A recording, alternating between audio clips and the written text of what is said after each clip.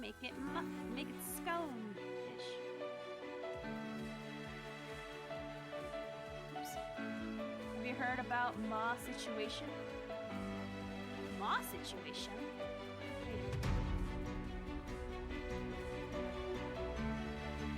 Mama.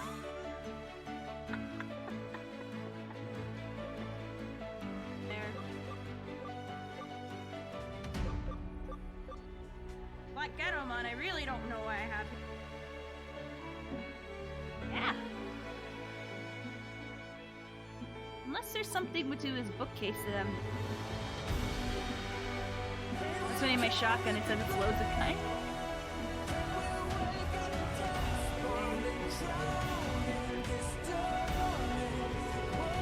Are you guys telling me that that wasn't blocked the entire time? I could have gone right up the stairs.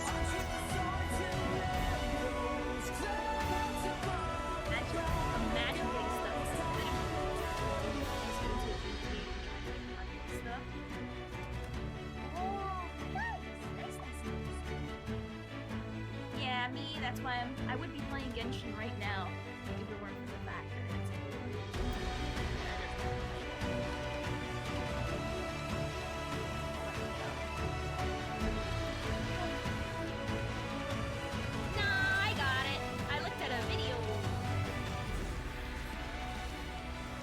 I think I stepped in his little caca puddle. I know how to do it. I just gotta not be bored about it. Pay attention to my surroundings. Not step in the caca puddle.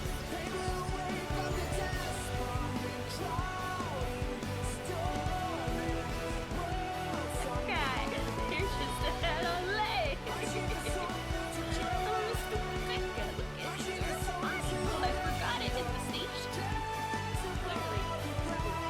Save that. Head and legs. Shut up. Keep banned. Your ass should have been banned. Your ass banned. This is just playing cute. I'm playing cute. I like this. I'm gonna say I'll be playing Pokemon in between. Not like a few months. We know, but it's Blaze. We're just giving him a blanket and sending him to sleep.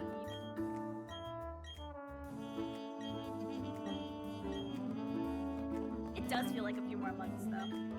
I feel bad for all the people who took a week off. Oh, I could have done a double battle. I'm sad. Could have all been. Oh my gosh. Oh my goodness. He's so fast! Goodness! Why is he so fast? Goodness, no copyright law in the universe is gonna stop me. Sonic the Hedgehog true. Yeah, that one guy's really good. Goodness. I'm like clearly not having the best weapon for this.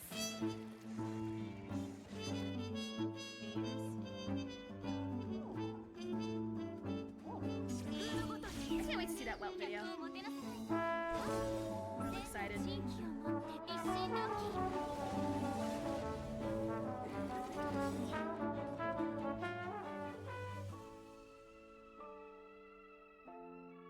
Why does it start off mute? You love to see it.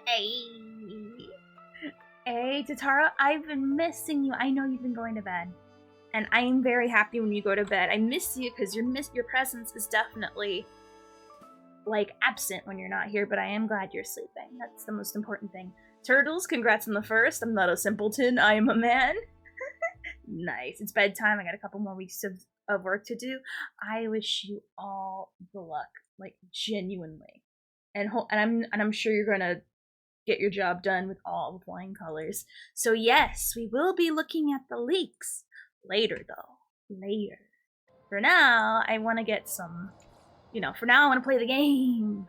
I saw that there was a little bit of an epilogue for that one quest we did yesterday involving Trichizoic. If you've done it, you know what I'm talking about, and we're gonna see what the aftermath is. Also, apparently she's an Intellitron, which I find very interesting. We have 2 heavy releases in this period. No way I can work and sit up at night at the same time. Yeah, no, I can't imagine. I literally cannot imagine. I'm sure you're going to be quite busy, quite busy. Now, let's read what the aftermath of this is. To the dear citizens of Penacony, this is a group message sent to everyone in the late Emperor's phone contacts. The late Emperor ruled in the land of dreams for many years, governing with virtue and earning the love of the people. However, due to reasons in the real world, she had no choice but to abdicate the throne to me. To Zoic the Third! There's a third one now! Having me fulfill her unrealized ambitions. The Tizoic dynasty will bear witness over generations, passing down its legacy and continue to watch over its people until the end of time. If there are urgent matters that also require help, please do not bear it alone and contact me. Also, to facilitate my subjects who have been unable to enter their dreams due to various circumstances, I will establish an administrative office at the Riviera Hotel in the real world. If there are important matters to discuss, please leave your dream and seek me out. So now there's a third, so they're starting a whole fake dynasty now. That's pretty cool. That's pretty cool. Now, luckily a very helpful chatter came in and told me that you can spend your IDing coins to get hints for the birds. And 2 of them I genuinely would not have seen. And honestly, I'd rather look up hints than look up a guide, I'll be honest. I don't know why it doesn't feel like cheating if I use the in-game hints. I'm like just looking it up. I'll say, hey Charles, hey. Yes, Himiko will be looking at the leaks. But later. Because when we do this. Like we sit down and we're in it. Like I'm to win it. Hey, how's it going, Burns? Okay, so first things first. What are we gonna do today? I'm gonna be honest. Until I need to farm, I should be pre-farming, but nah, we're just gonna farm this preset and try to get something decent for Jinyuan. Because Jinyuan be hurtin'. Also, I was thinking of doing a 2-piece electric, 2-piece follow-up, but I'm unsure with Jinyuan if that's the right course of action or not, so I don't know. To play Overwatch again. Uh-huh. She told me, don't let her lie to you. I heard some about Archeron. I heard a lot about Adventurine.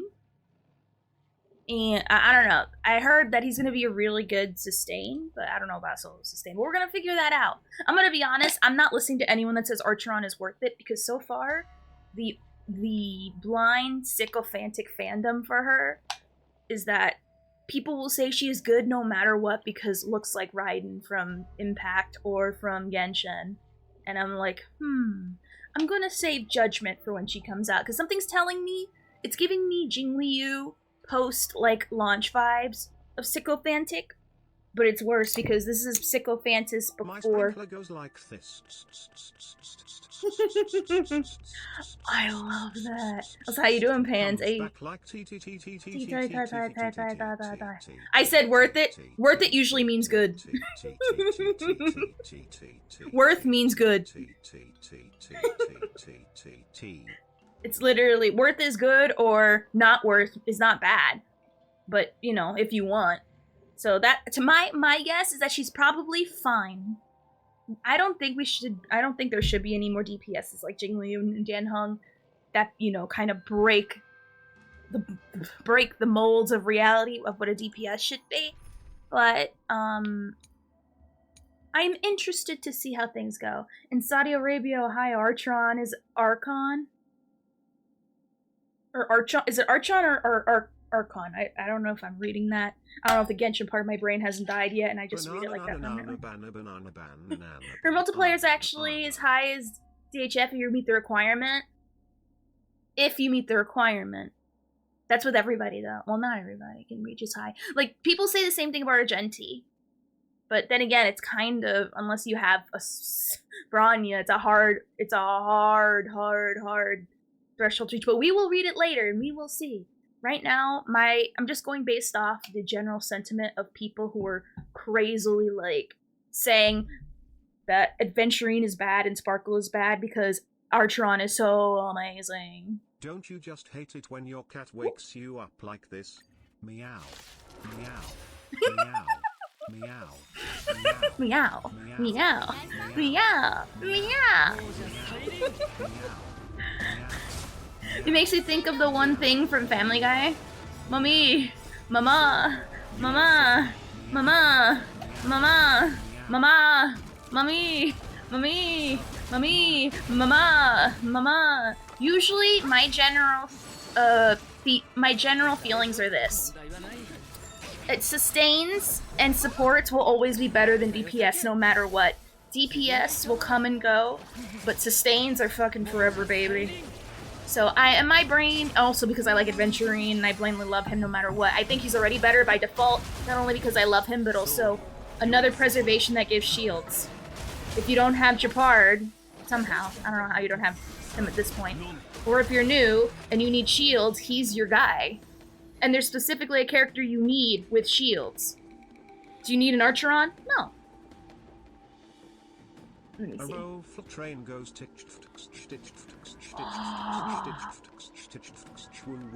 that itches my brain. That itches my brain real good. That itches. Mom. Mummy. Mommy. Mama.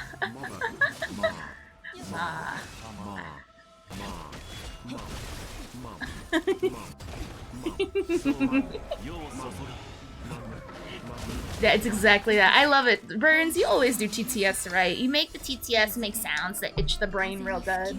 And then I'm just like, Like, you know what I mean? Like how Tina from Bob's Burgers feels when people say bumper to bumper. Well, it's whenever you make the TTS start doing thing. Want shields? Use Jeppy and Fushuen and I promise you won't die. I'm talking about people who don't have Japard. I don't know how people don't at this rate, but...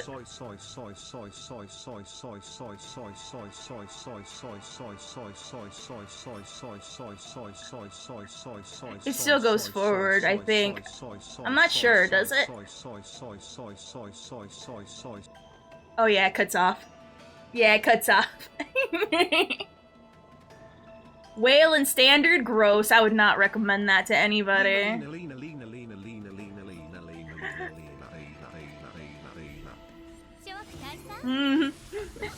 But yeah, no, I would not tell anyone to ever spend on Standard ever.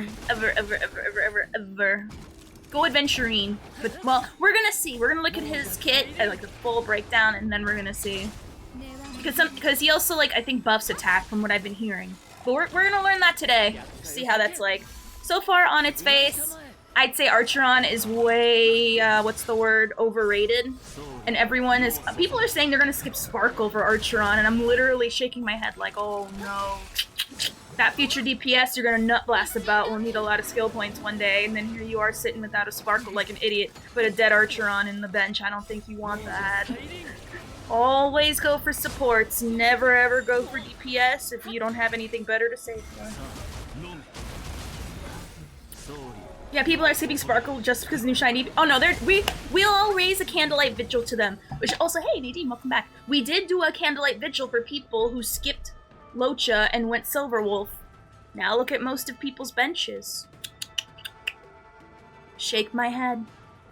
We're gonna put that candle of people who skipped Locha, or people who skipped Sparkle, right next to the one of people who skipped Locha, because that is the skip people still regret to this very day. Unironically. Like, so a moment of silence for people who thought that pulling for Silverwolf was a better investment than Locha. Okay, that's it. That's all they thought. That's as much thought as they put into it. I am also one of those people. Shake my head. Well, you didn't follow me back then, so it's okay. People who followed me back then, when I said he is a must pull, do not, if you can only afford one, go for Locha, not Silverwolf. If you can afford both, that's great, but Locha's the way to go. No, I mean like, oh, ooh. Shake my head. I thought you meant for Locha. I'm one of those people, but that's because I have an E2 Branya and I don't feel like I need her. If you have a contingency plan, and you're fine. Oh, for skip Sparkle of Archeron, I have both Locha and Silverwolf. Ayo, there you go. There you go. You can afford both, but I'm talking about most of the people who can only get one. And it's a ton of people, because every time there's a new support that comes out, People say, oh, I hope Locha gets meta'd. I hope he gets power crept because I skipped him and I don't have him and I'm mad. That's gonna be a lot of people for Sparkle when it turns out Archeron is fine. I mean, honestly, there's something wrong with being a fine DPS, but, you know, unless you're better than Viper Lune, people aren't gonna say you're good. There's nothing wrong with being fine. Or good. Nothing wrong with it at all. But, you know, apparently being fine is like the equivalent of being trash, so. Gotcha player standards. But now I have Hua Hua, and I'm not sure if I'm gonna pull for Locha. If you have Hua Hua, honestly, you're fine. You don't need Locha. The only thing I'd say Locha's really much better at is the mass cleanse. And also he's way more SP friendly than Hua Hua. There's certain teams, like, I wouldn't put Hua Hua and Anhong on the same team ever. Just because that's not... I need other people who are more important to, like, use them skill points. I think I want Bronya, but I need Sparkle for the other team. I want Sparkle for fun, not because I need to. Ooh, let me see if I have better hands than that.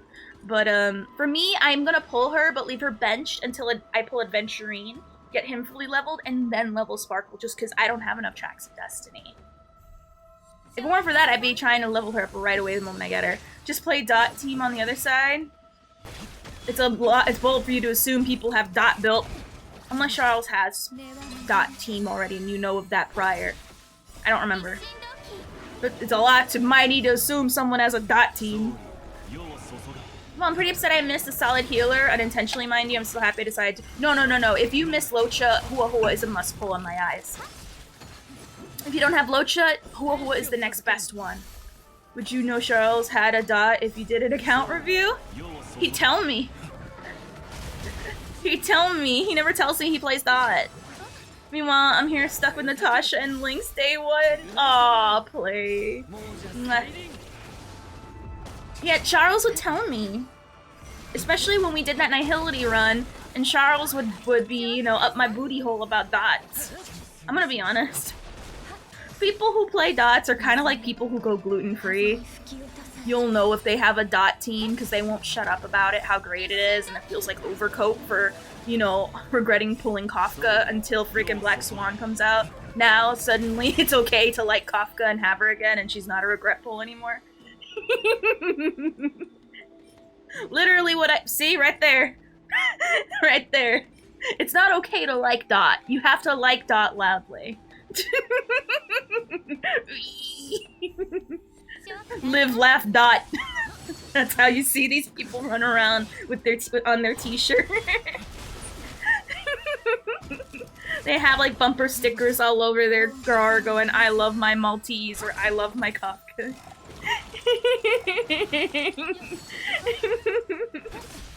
No, I'm not mistaking for anyone, Charles. I'm just saying you would be the live, laugh, Dot kind of. I'd buy that merch. Oh my god, Dot players. Oh my god.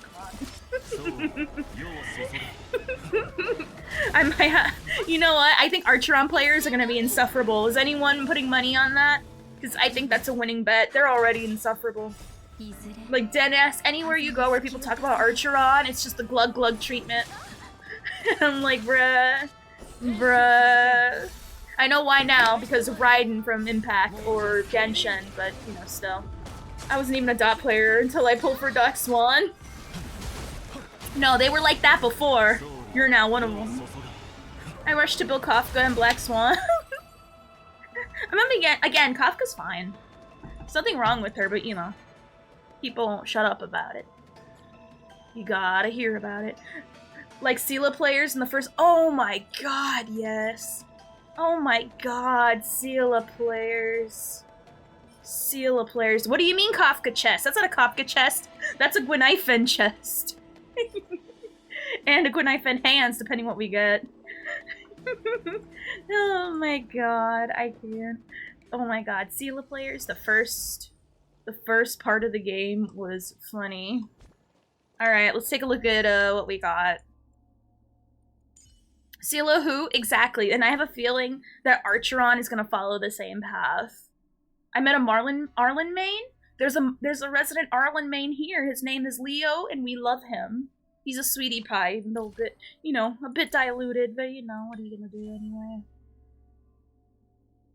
Alright, let's compare what we got.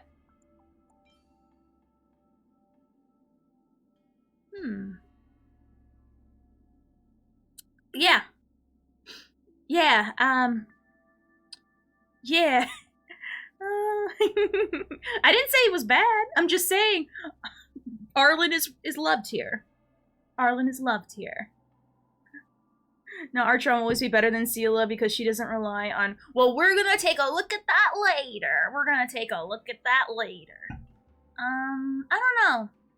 For Gwynaifen, I don't know why. Whenever I try to pull for better follow-up pieces, I always get, like, these sick-ass dot sets, and I'm like, is the game just trying to make me go DPS Gwynaifen?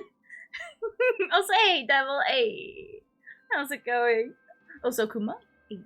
Sunset, finger guns. I don't know. What would you guys say? With Gwynaifen, I know some of her stuff scales off attack, but I don't know. I kind of also want her to be a duo DPS as well, but, chest, main, effective hit rate. While you are at that, look at her E2 Eidolon. Sure. Thank you for the 100 biddies. Thank you. Dur. Welcome back. You're here on a beautiful day today. Any Arlen or Yunqing players have nothing but respect for me. Hey, a lot of people are here today to look at the leaks. But, in a little bit. Right now I gotta do some cleaning up house. Also, I gotta slowly look for it on the other screen as well. But right now I'm debating effective hit rate or attack. And honestly, I think what's her current effective hit rate now? That's a good piece for Gwynaifen. It rolls mostly into effective hit rate into some speed. Are you talking about the one she currently has or the one I'm looking at? Let's take a look at her stats. Aw, thank you. Nah, you guys are for being here and enjoying this really casual not obsession we have together. I'm looking at it? Well, yeah, I'm comparing the two. Where is the... Alright, we're at 72% effective hit rate. I have an anxiety attack. Sparkle? How did Sparkle give you whatchamacallit? That's with the chess piece, though. Because the chess piece is the main stat at 43%. So, take that away. God, going through puberty. 1, 2, 3, 4. We're at 30 something. God, I went through like puberty for a minute. God. There's some effect hit right here. Yeah? Okay. Yeah, but if we look at her abilities, where is it? I know, times when we go through puberty a second time. Let me see. So Fire Kiss is 100%. I know that they have some resistances, but we interrupt this Honkai stream for a public service announcement. Watch the new Shogun show on Hulu. It is fire. Hulu finally has, like, premium programming on its own that's good. Oh, by the way, I started the Avatar on Netflix, and I have some opinions already. I haven't finished it. I only got as far as, like, episode 3, I think. But I'll tell you, like, spoiler-free thoughts about it for those who are curious. The lowest base chances are basics, so, like, 80. Honestly, I think, yeah, we should probably check the attack. We should switch to the attack base, yeah. Also, let's look at our Eidolons real quick. When any target is being burned, damage multiplier. Ooh. I'm gonna definitely try to get as many Gwynaifen Eidolons as possible. Have I watched the original one? Bruh. I was there. On Ground Zero when it was first released on TV. How dare you assume I, as a 30-something, have not seen the last Avatar? The Last Airbender. How /dare? I'm almost offended.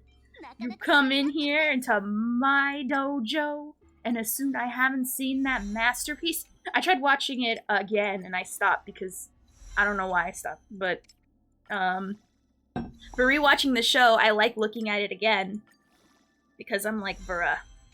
I was there when the strength of anime failed. Alright. So we got summon to speed. So let's put that here. Alright, so we got that. Let me see. Do we have better hands? I gotta see if we got anything else better for my ratio. Nope. Those hands are as good as it's gonna get. Those hands are as good as it's gonna get. Nope. How about the headpiece?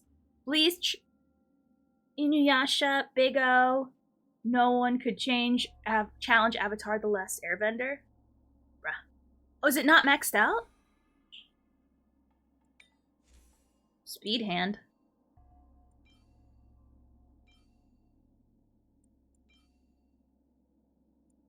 What? No. Heck no. I'm keeping it this one. Let me see level yo mama. Now, these speed boots. I might switch her back. I might switch her back to the speed boots, though. But I don't know. I'm debating which one is better for her. But I don't know. Right now, the stuff I've been getting... Because I want attack. And I want to hit harder. Now I have them on. To me, I usually switch between these back and forth, and I don't know why. Let me just double check if I got any better Von Whack. I don't think so.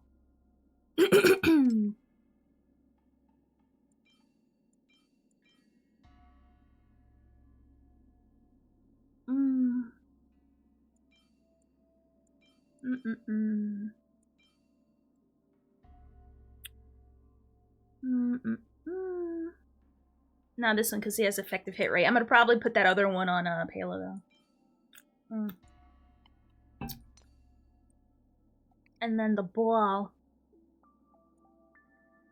I mean, I don't know why I don't have it set to Von Whack. I mean, I keep switching back and forth, so I mean, I believe in it a little. But that's just a little. Not a lot. Enough. You should level up Ligma, and that's not a stat honka. It should be, though, shouldn't it? Alright, so... Oh, right. I have her working the ER rope. Right. Yeah, I think ER is way more important than whatever else that other rope was, but... I might save it.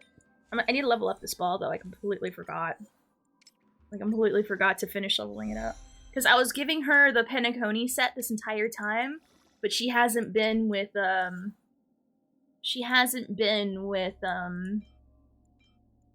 what's-her-face?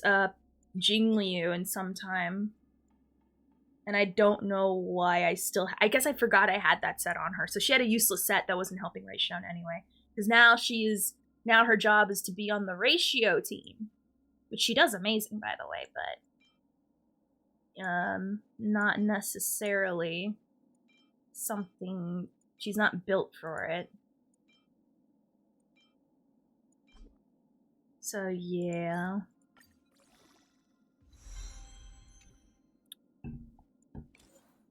Let's see. We're also going to look at Ratio stuff, see if there's anything better. And if there is no upgrades, then we're going to upgrade our Genuine. Because honestly, now that thanks to Charles, I know how to use him in, like, higher tier, like, content situations.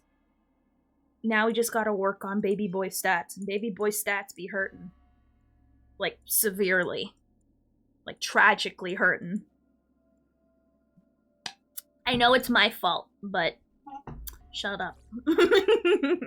I'm working on it, okay? It's getting fixed. Alright. So now we're gonna compare what boots we have with the follow-up set. The Pioneer set I have on Ratio is actually pretty good. Also, there's no point in trying to replace it right now since I haven't been farming that set lately. It's not happening. Let's see. So use the current boots he has now. So much shards could be used in synthesizer. Nah. There's barely any. I have all my resin used up. Mm-hmm.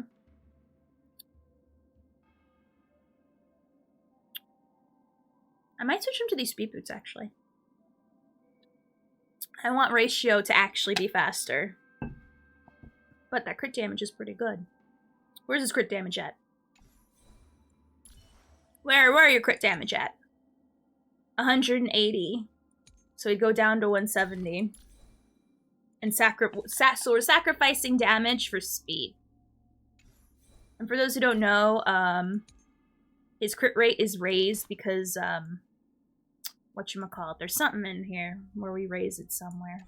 I forget where it is, but it's somewhere in there. Hold on, let me look it up to make sure where the source of it is. Is it his talent?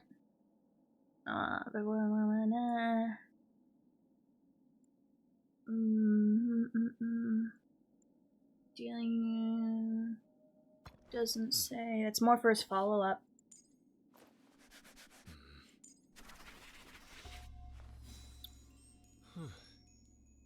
It's a skill. His crit rate is raised by 2.5 for every debuff on a target. And crit damage by 5%, up to 6 times.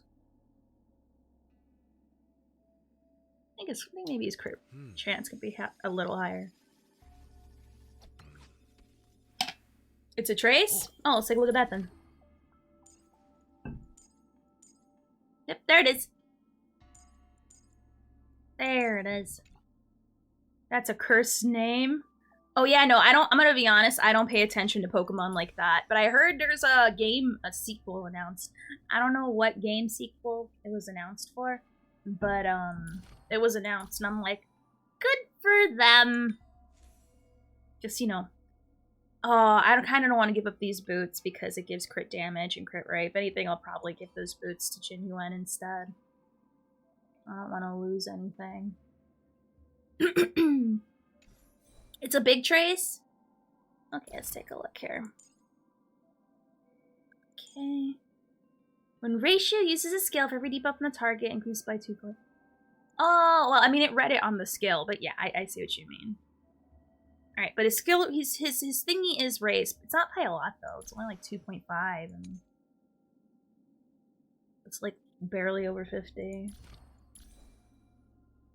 Well, it's something we can work with once we mess around with once we farm this set more, then we can see it, but fortunately, when I tried to roll these, they wouldn't give me any % crit chance. If they gave me more crit rate, I would be happy, but nah. These pieces are not coughing up any crit rate. I don't... It's not the Taylor Swift, it's her fans. Taylor Swift fans are literally next level, like the Borg. Oh, congrats.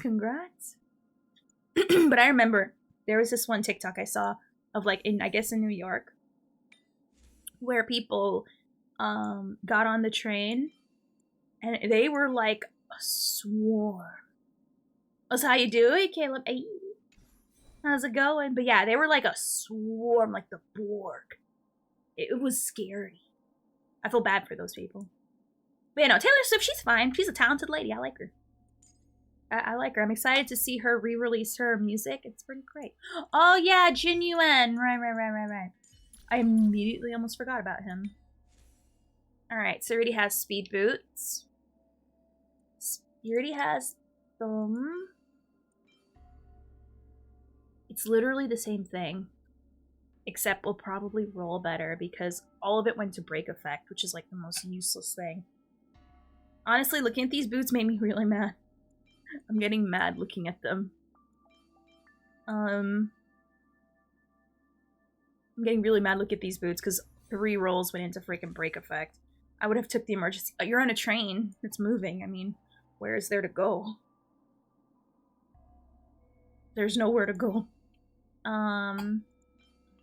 Probably upgrade those boots. Is there a better coat? Got 140 yet? 140 what? Hey, photo. Hey, you must have changed your name. Oh, I don't care about speed, but we can look at it just to make sure. Yeah, these rolls on these coats have been caca. Caca coats.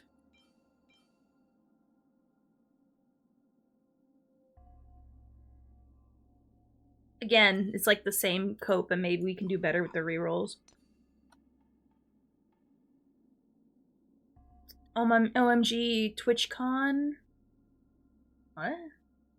What are you talking about? This is pretty good. A lot of the rolls, unfortunately, went into useless stats, but 2 of them went into something useful. But compared to here, it all went to attack. So I don't know. Why'd I have Welt wearing this? Oh, right. That's because I wasn't thinking at the time. I won't lie. This is for Jin Yuan. I'm just trying to see if there's anything on me that is like kind of an upgrade.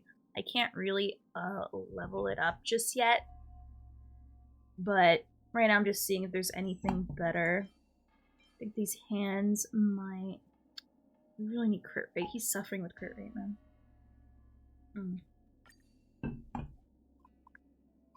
Because unfortunately the pieces that I rolled for him, like we got screwed on the RNG very big time. Very big. Oh, if you guess who lives at the moment?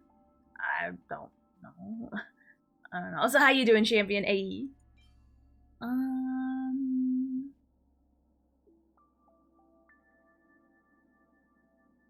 Let's see.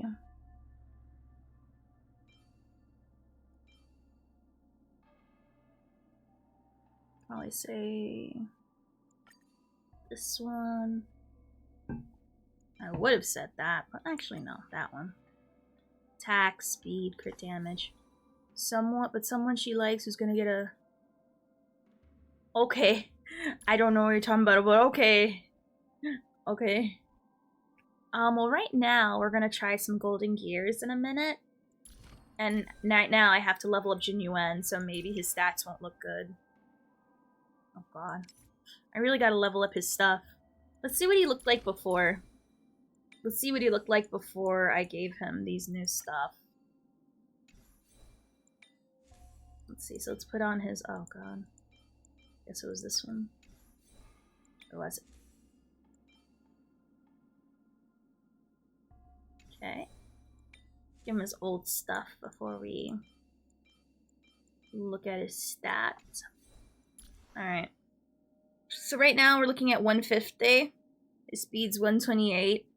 And his crit rate's 32%. Like, I'm telling you, I've been farming this one domain for, like, ever, and it only gives me really good dot stuff for Gwei, but barely anything usable for, follow-up. And the rolls have been really screwing me, so we're gonna try again. I'm gonna give him this new stuff and see how that goes. Is there a better one? I'm gonna be honest, I don't need speed because I run him with Bronya. I don't fucking need speed. Probably real. You don't need him if you're running him with Bronya. Which you should be running him with Bronya anyway. He's one of those 5 stars that, like, need her. Like, really needs her.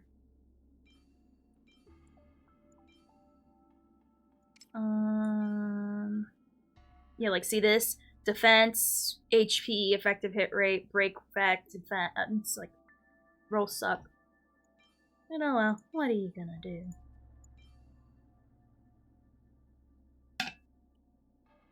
Oh! Yeah, he's always live at the same time as me. Heck yeah.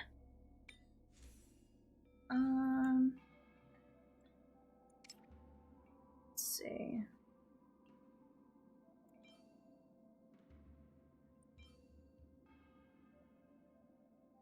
No, leave that on him for now. I also gotta finish leveling this up, but I don't have anything to throw in there. We have people who can make him go fast for him. Alright, so... Let me try some GG. Let's get all our battle pass stuff.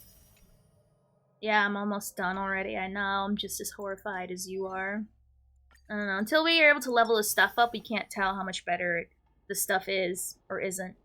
But, you know, that's the problem. You get great relics and then RNG ruins them. RNG ruins them completely. Alright. So let me quickly pull up the videos first, just to make sure we have them all. So let's see. So we're looking at, I'm sure obviously there's going to be Archeron ones for sure. Like, I'm not going to even pretend that's a thing. The other ones, though I know they exist, might be a little bit harder to find. Alright. Alright. I see one. I see one. Okay. Now, Adventurine. We're gonna see how that is. Alright. Alright, got that one right there. Alright, we got Adventurine up now. And then we got a Gallaghar.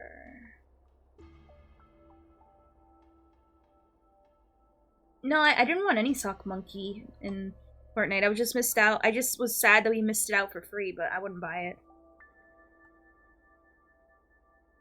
Let's see now. Okay. Star Rail Gallaghar now. Gallaghar. Oh, I already love the sass in it. I'm excited. I'm fully excited to take a look at all three of these. Hey, Photo, what was your name before? No, I think you probably recently followed. So you probably don't know. I'm gonna skip Archeron. Archeron's the easiest skip I've ever seen in my life, just like Seela. Also, why would you ask someone if they'd go E2 on a character? Jesus Christ. I think everyone's made out of money? I wish I did this. If I did this more full time and like was bigger, then that would be legit, but bruh. Bruh. I'm gonna faster to E2 Adventurine because he's the best at everything, because shut up my feelings. Alright, so. Alright, let's go and do it. Might as well tell me to E6 or while at that. Bruh. Bro, I'm trying to run on a budget. I'm not trying to make myself go in debt here. Eventually, over the course of many reruns, yes. But at one time, when he just got released, no. Her E2 is like E2 Dan Hung, literal game changer.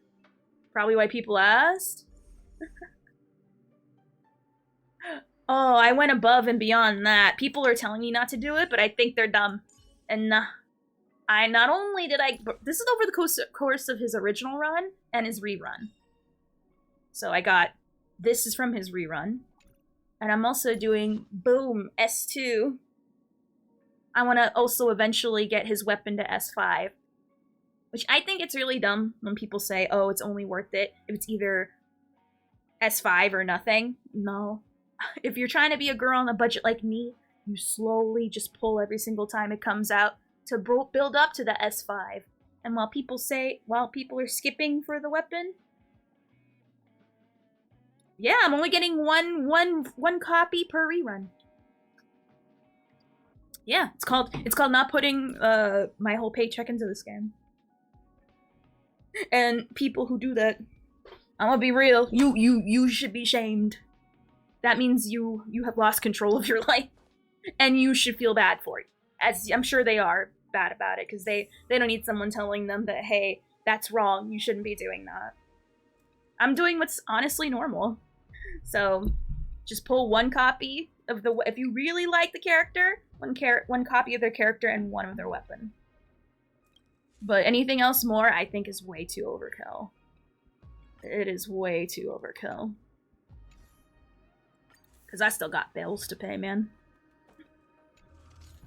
Oh, heck yeah, I am. But it's okay. As long as I work in my means, anything's possible. It's like a eventual E6 Dan Hung. Am I gonna get off the jump? No. Should you be getting off the jump? No. The frick are you doing, man? The frick? Might as well tell me to buy a Tesla, buy a mansion, and buy like a butler. Why not do those things too while we're at it? They're telling me to buy like an E2 anything first day.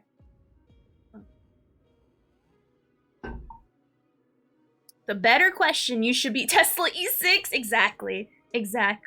The better question to ask is, will you be pulling for a new character at all? That's the only one. There's two questions I always make fun of people for when they ask them. Is asking if they have a certain 5-star, because why the heck are you assuming people have the 5-star you have? Just because you have the 5-star doesn't mean everyone has the 5-star. And two, are you going to E something a character? The frick? No. Will I E6 him eventually? Sure. But yeah. Also, hey, Duffy. Alright, so... Oh, I have to play one more round to finish the story. Right. I guess I'll choose prop? I don't know.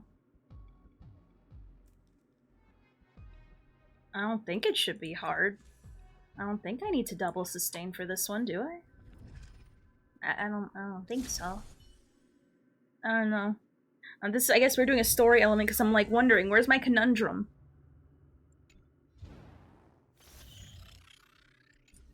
Oh, everything's doubled. Okay. Ah, doesn't give me... Oh, one cheat. Yeah, I'm gonna get a cheat. Heck yeah. Alright. But yeah, no. Unironically, don't spend all your money on this freaking game. I know it's amazing and I love it, but you should be shamed. Don't do that. Bad choices. Someone in your life has to tell you you're making bad choices and you're making bad choices. Be shamed. Feel shamed. Not hugboxing you. Don't do that.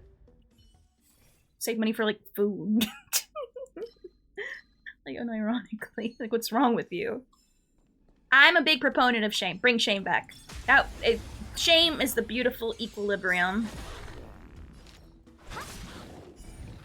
Good thing I'm fully free to play. So am I. Duh. Can't you tell I'm a fully free to play account? Well, duh. Only the most free to play players keep doing that. Aww. I remember when I first got into Honkai Impact, I heard about the rice bread eaters because they spent their paycheck on gacha and not groceries. I hear there's a lot of people. I heard that's a serious thing for Arknights, specifically. And it's like, bruh. Select one copy. Don't.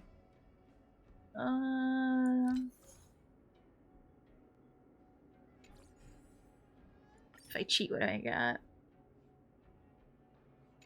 What's my fragments right now?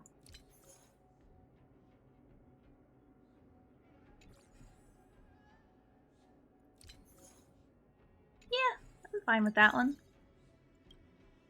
It'll give me stuff. And I like stuff. Alright. Ooh.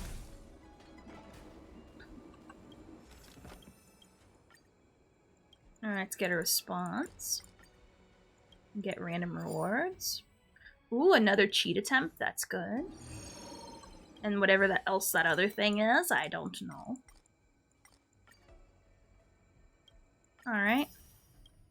Hey. Yeah, I'm good.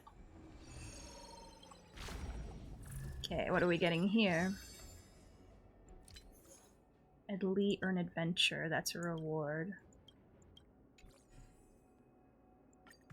Yes, this. Ooh. Yeah! I love it. Alright. Alright, let's see. What are we getting?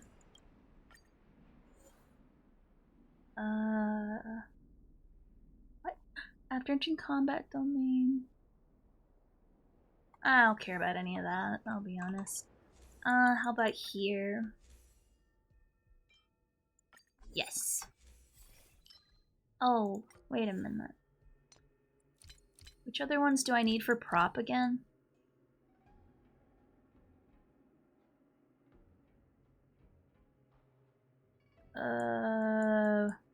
So abundance? Nah, heck no, I'm gonna go for the hunt. Hunt and then some of these.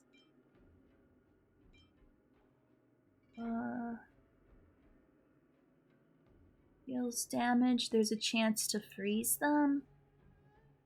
You know what? Why not? Let's destroy these because I can.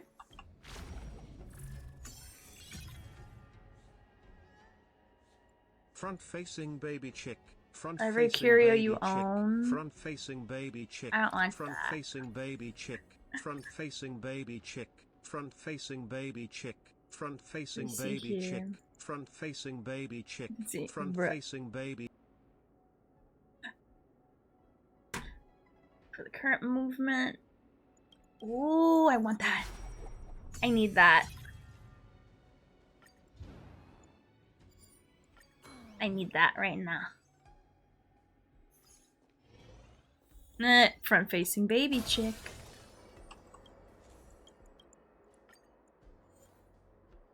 Okay. So that's what I get for free. Now what do I get for free here?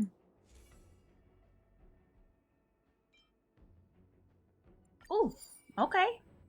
I can live with that. What's this? Ooh. Nice. Yes.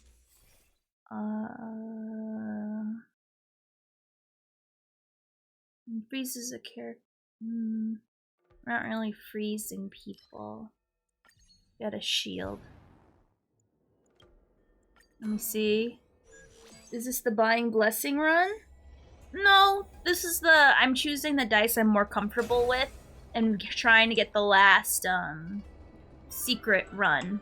Also, thank you for the follow, Idealistic. Thank you.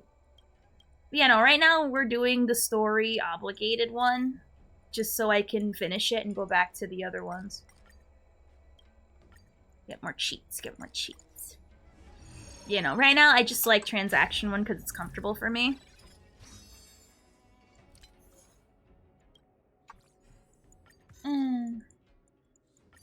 Forfeit it. What's up, Kuma? What's up? What's up? This one. Oh, thank you for resubscribing. Thank you, I appreciate it.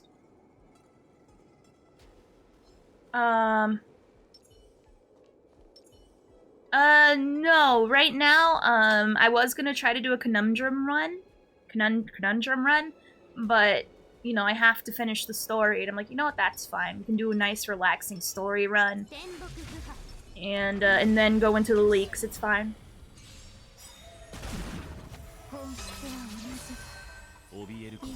Okay. Do the thing. But yeah, it's not hard. It's just this is something the story's forcing me to do. So, you know, can't exactly avoid it because this is gonna be the last one I get before I get all the secrets, like officially.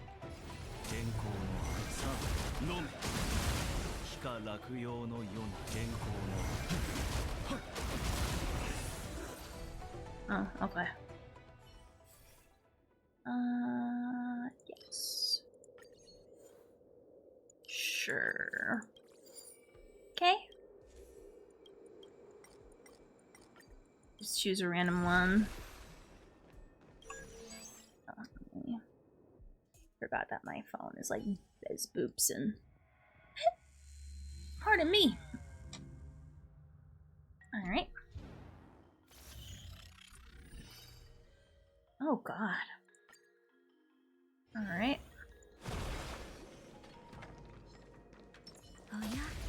Draw these.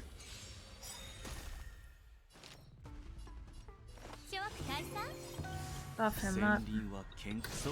Oh, my room's starting to smell now. Hey, it's been there. Hey, Opie, I'm very dumb, right? I'm curious why guides want speed on everyone. Wouldn't it be more simple to have speed only on those who need to go first?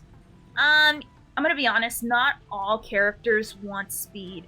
Speed is the easiest AFK thing to suggest to people who don't know nothing about your team.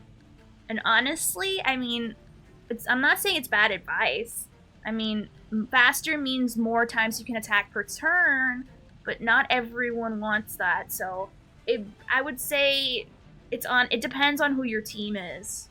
That's why when people ask, oh, is my team good? It's like, well, or is this thing good for this one team? It's like, that's too obtuse of a question. You do not want speed on everybody. The only thing you want speed on, if you were able to get lucky with RNG, is supports. Supports and healers. Some DPS want speed, but not all of them do. Like, for example, in Barbador Lune, you don't want him to have speed. You won't have the skill points for it. But people like, I'm guessing like Sela, for example, for lack of a better example, is someone who will benefit from more speed. But again, it depends. Like, we gotta know, again, you gotta understand how your team works and how it functions as far as the synergies with the characters that you have on your team. You gotta figure out who the main star of your team is, or stars if you're doing a duo thing. And, yes, you do want your, like, Jingliu, for example, you want her faster than your Bronya. For sure, for sure. Nope. We're gonna finish this GG run, and then we're gonna get started. I have them pulled up, so not yet. We're gonna do a whole ass breakdown. We're gonna look at the Yatel website. We're gonna watch the animations over and over, because especially the Adventurine one. So no worries. I don't start it at the beginning because I know a lot of people, you know, need time to get here, and need time to So no worries. I did hear about the 2.2 banners.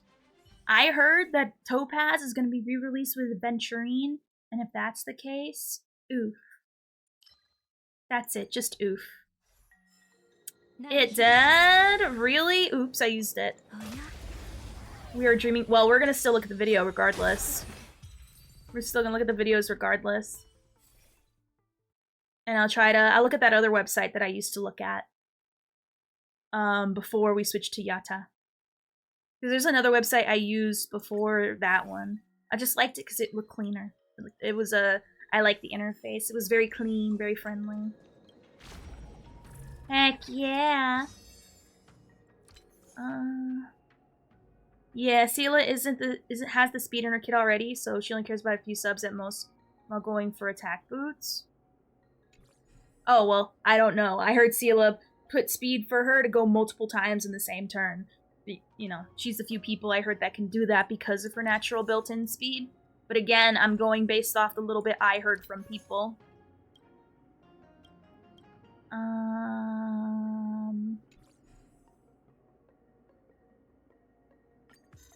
Yeah.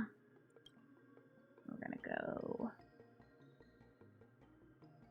there. And then we're gonna go here to get some thingies. So I'm gonna say, go based off what you feel is best for your Sela. But yeah, people usually just give her so much speed that she goes like 2 times in a single turn. I'm gonna get Locha just in case. Damn, I actually have no read and no empty brain like Genshin. Well, the problem is that there's a lot of guides that'll there's too many guides that'll mislead you. Because there's certain guides where they'll suggest like certain light cones, not because the effect is good, but just because stat stick. Even though there's way better options for you to use for other people because of the effects will work much better with the character. But, that's the problem. That's why I wouldn't AFK brain, I wouldn't AFK brain trust people with how to build teams. Because you'd have to break down and, learn how each of them work very well. I never use Lycone just for stats. A lot of guides suggest that all the time. It's so stupid. Like, it's genuinely dumb. Like, they'd rather have you just have pure stat sticks than, like, helpful effects. I don't know why. I don't know why the freaking, like, guides say that. But they do, and it's annoying. It's like, bruh, can you not? Maybe when it comes to abundance Lycones. Let me use the example that I can tell you for a fact. That I've seen this stupid stuff, not only here, but everywhere. For example, when I was trying to build my Yukong, I'm like, you know what? I know how to... I kind of know where to go with her, but I'm like, alright, let's figure out what we're gonna do. And you know what too many people suggested that we did with her? Instead of giving her, what is it, Planetary Rendezvous, which arguably is the best cone for her, 9 times out of 10, most of the websites I've seen suggest for you to use Bronya's like cone on Yukong. And it's like, what? And it even says when you read it, even though she doesn't benefit from the full effect, stat something something. The moment I read that, I turned off and went, okay, no. I'm gonna just, no. Because I remember when I was playing Genshin, I barely understood it, and I just AFK built what they had on there without really thinking about it. But when you actually think about it, it's like, oh my god, these sites are not helpful. These sites are not good. They just say 5-star cause good, and that's it, and move on. Just like how the AFK say speed good and move on. When that's not the case. It's like, bruh, are you kidding me? I'm like, no! No! I'm trying to figure out. Yeah, more energy. I like to build characters to fit most teams. That's smart to do because, you know, again, metas come and go, which is smart. I like to go based off what's fun.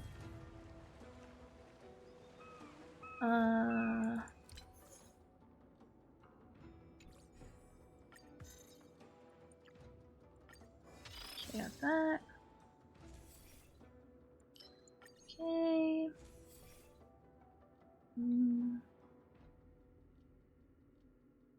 Okay. But yeah. Because you don't want to get an Ayaka situation where, yes, it's so good, with Q, she destroys everything, but it gets boring. Like, real quickly. Yeah. I just slap all my supports with the scraps for farming. That's what I generally do too, just to save time. Alright, what are we buying now?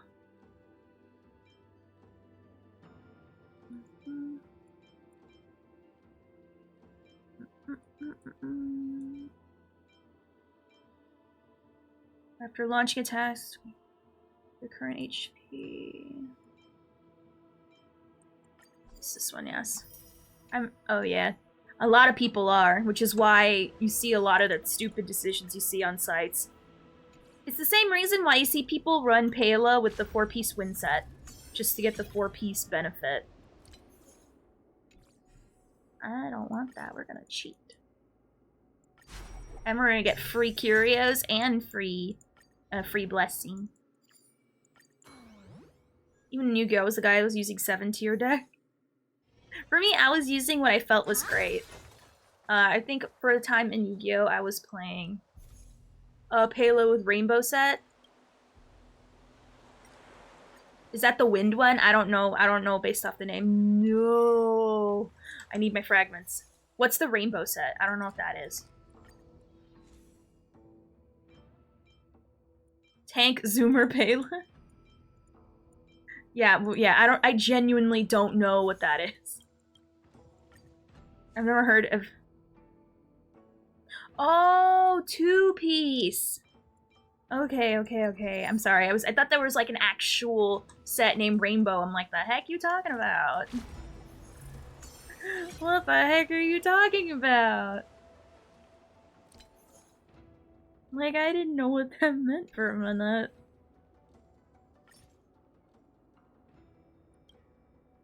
Alright, we're gonna use this again to cheat. I blame Tectone for it? Poor Tectone, he gets so much of a rap way more than he does and deserves. In my opinion, but that's just me. Like, genuinely, he gets way too much crap. But then again, it's usually from stupid people, so who cares? Because he said stats over set effects? I mean, didn't he also, like, wasn't there a certain character he skipped that he still made fun of for to this very day? I would totally put a 4-piece eagle set on Pale if it didn't require grinding the that abysmal domain. Silverwolf. I mean, I'm gonna be honest, Silverwolf's really, these days, I mean, Silverwolf, it's hard for her to find her footing these days. So, I mean, not really. Subs over sets is true if you're rushing to use a character. I disagree, because I think that's in the long run, sets will always do you better. It's like short-sighted thinking that's not gonna help. At least that's how I see it in my eyes. It's like people pulling for DPS instead of supports. Like, you're just gonna kill yourself in the long run, and you're gonna sit with a useless Seela-esque character in your bench, and you're gonna look like an idiot. But I mean, try to get the stats too. But it's easier to get sets, whereas stats are more difficult because RNG's a bitch. RNG's a bitch to get. So I'd say sets are easier to get than stats, but if you can get the stats with the sets, you're way better. So I'd say honestly, stats is too much of an ideal that's kind of really hard to get. So just stick with the set. You know what I mean? Yeah, for supports, going 2-2's fine. I go 2-2 for my ratio, and he works pretty good. Halo straight up has no viable 4-piece aside from Eagle set. I think the only 4-piece I'm running her with is, what am I running her with? I don't even freaking know. Oh, I can't look at all my characters. I think I'm running her a full-ass, I don't remember what she's running. I gotta look at her. I genuinely don't remember. I mean, recently, she was running the Penacony set for the longest time when she hasn't even been on a team with Jingliu. And I gotta see what she's... I know it's reduced armor, but I forget if it's a 2-piece that she's still running, or if it's a 4-1. I gotta look at it. Because I don't remember.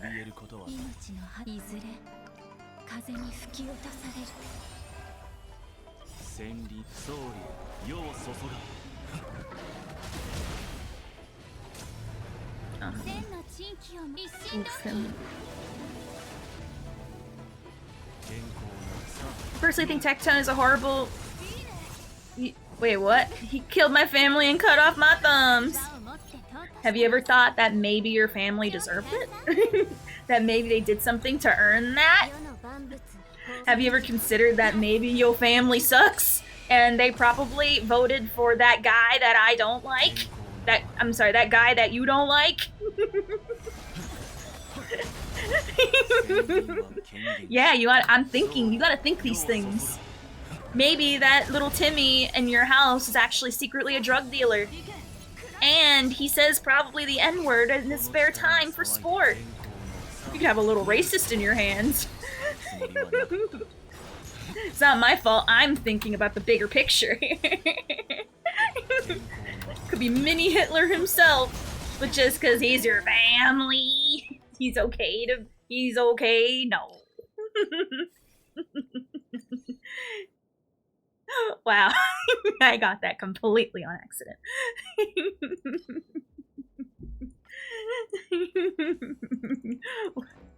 Ophidamus strikes again.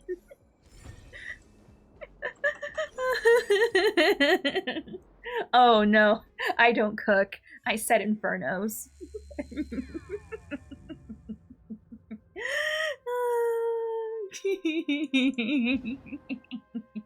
Oh, keep me away from the kitchen. There will be no more kitchen. Probably because I put a spoon in the microwave. It's the pretty sparks I like to look at, and then the fun boom after. Isn't that so fun? I sound psychotic. Do I sound psychotic? I don't think I sound psychotic. Nah. I sound sane. Someone tell me I'm sane, thank you. And yeah. Get that. Oh yeah, charge your phones, people. Mine's at 50%, so I should be fine right now. I'm sane. I bet if we put a fork in the electrical outlet as a child. See, Play gets it.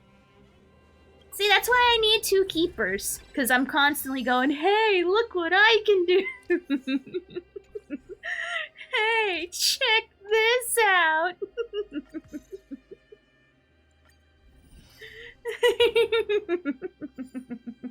What?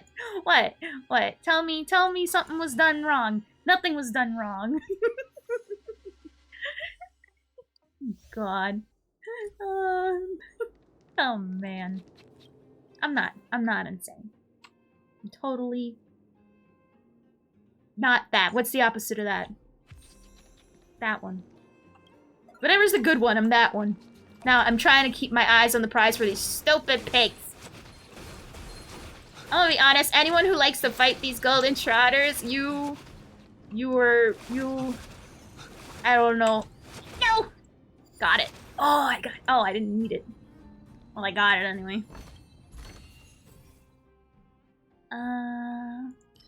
More spores.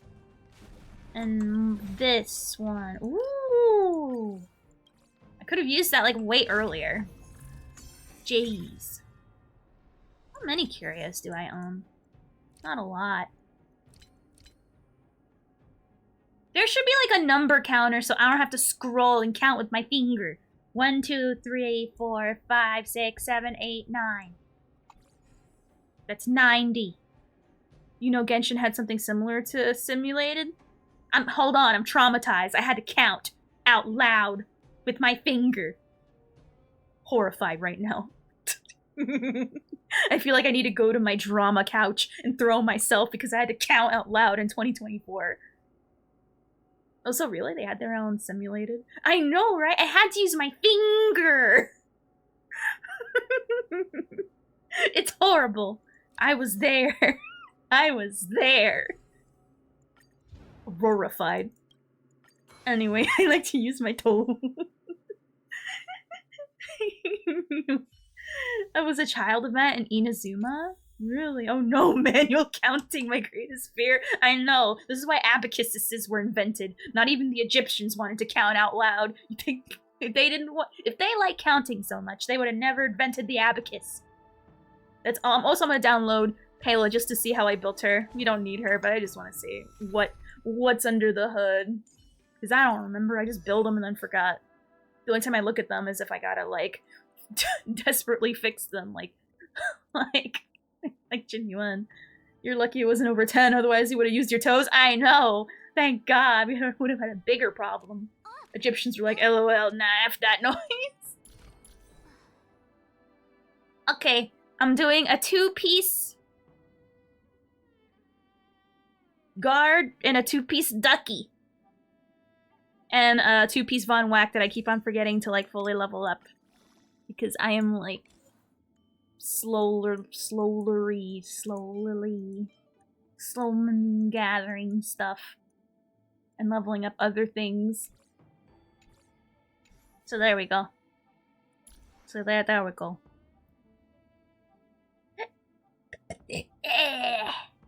And I'm running her with pearls because it's S5. So aka not needing to wait to ult to get the defense down. Ay. Because you don't know how to count past 10 using your fingers only. At that point I have to rely on my memory, and you guys know how bad my memory is. Bad. It's really bad. It's okay. I'm gonna go into Alzheimer's with grace. It's gonna be great. Oh, not this one. This one I feel so stressed. Alright, let's go. Alright.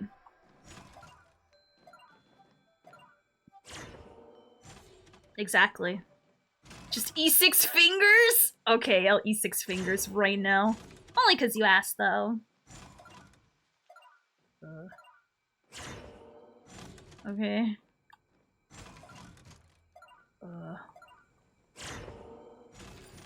Okay. I'm too fat!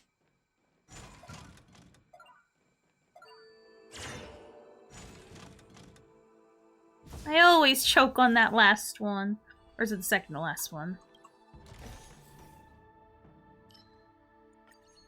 Alright. Ignore my fatness!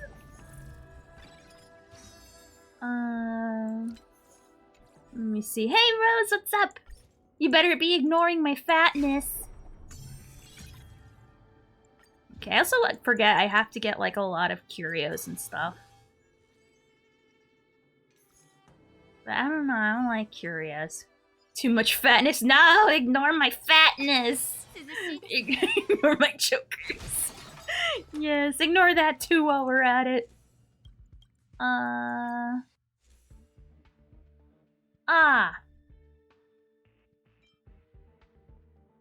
Okay. I guess I'll do that.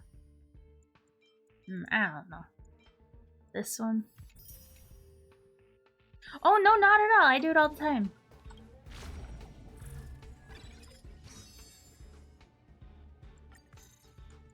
Alright, let's go. Let's beat this mandated story bit that I have to do for some reason.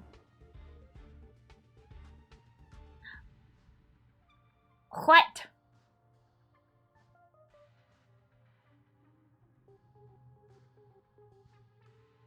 I guess I'll fight Argenti. I don't know. I kind of forgot this isn't really Baby or Lune's fight. Or is it? I don't remember. I don't remember. Oh well. That's what we got you for, and that's what we got. I guess you for now, I don't know. Or... Actually, not screw it. I don't care. We're gonna blunt force it. Blunt force it, don't ask questions. Oh, they fell asleep? Oh, well, what I would do, first of all, is check if they snore, and then make fun of them and say that they snore. Even if you don't hear snoring, say that you heard them snore. It's very important to make sure that you seem you're completely in control. Oh, and you still have to deliver in the rain? Oh, I hope not. I hope not. That sounds awful.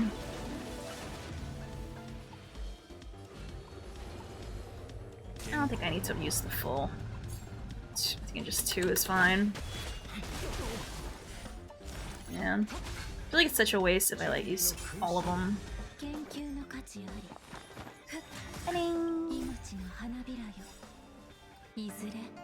Greatest voice call trauma, hearing someone gargle water. Also, how you doing, Watson? Hey. Oh god, if anything, it's good to hear them gargle, because that means they might have some kind of like sleep apnea like thing, and you're saving their life. And they need to get a sleep apnea machine like stat.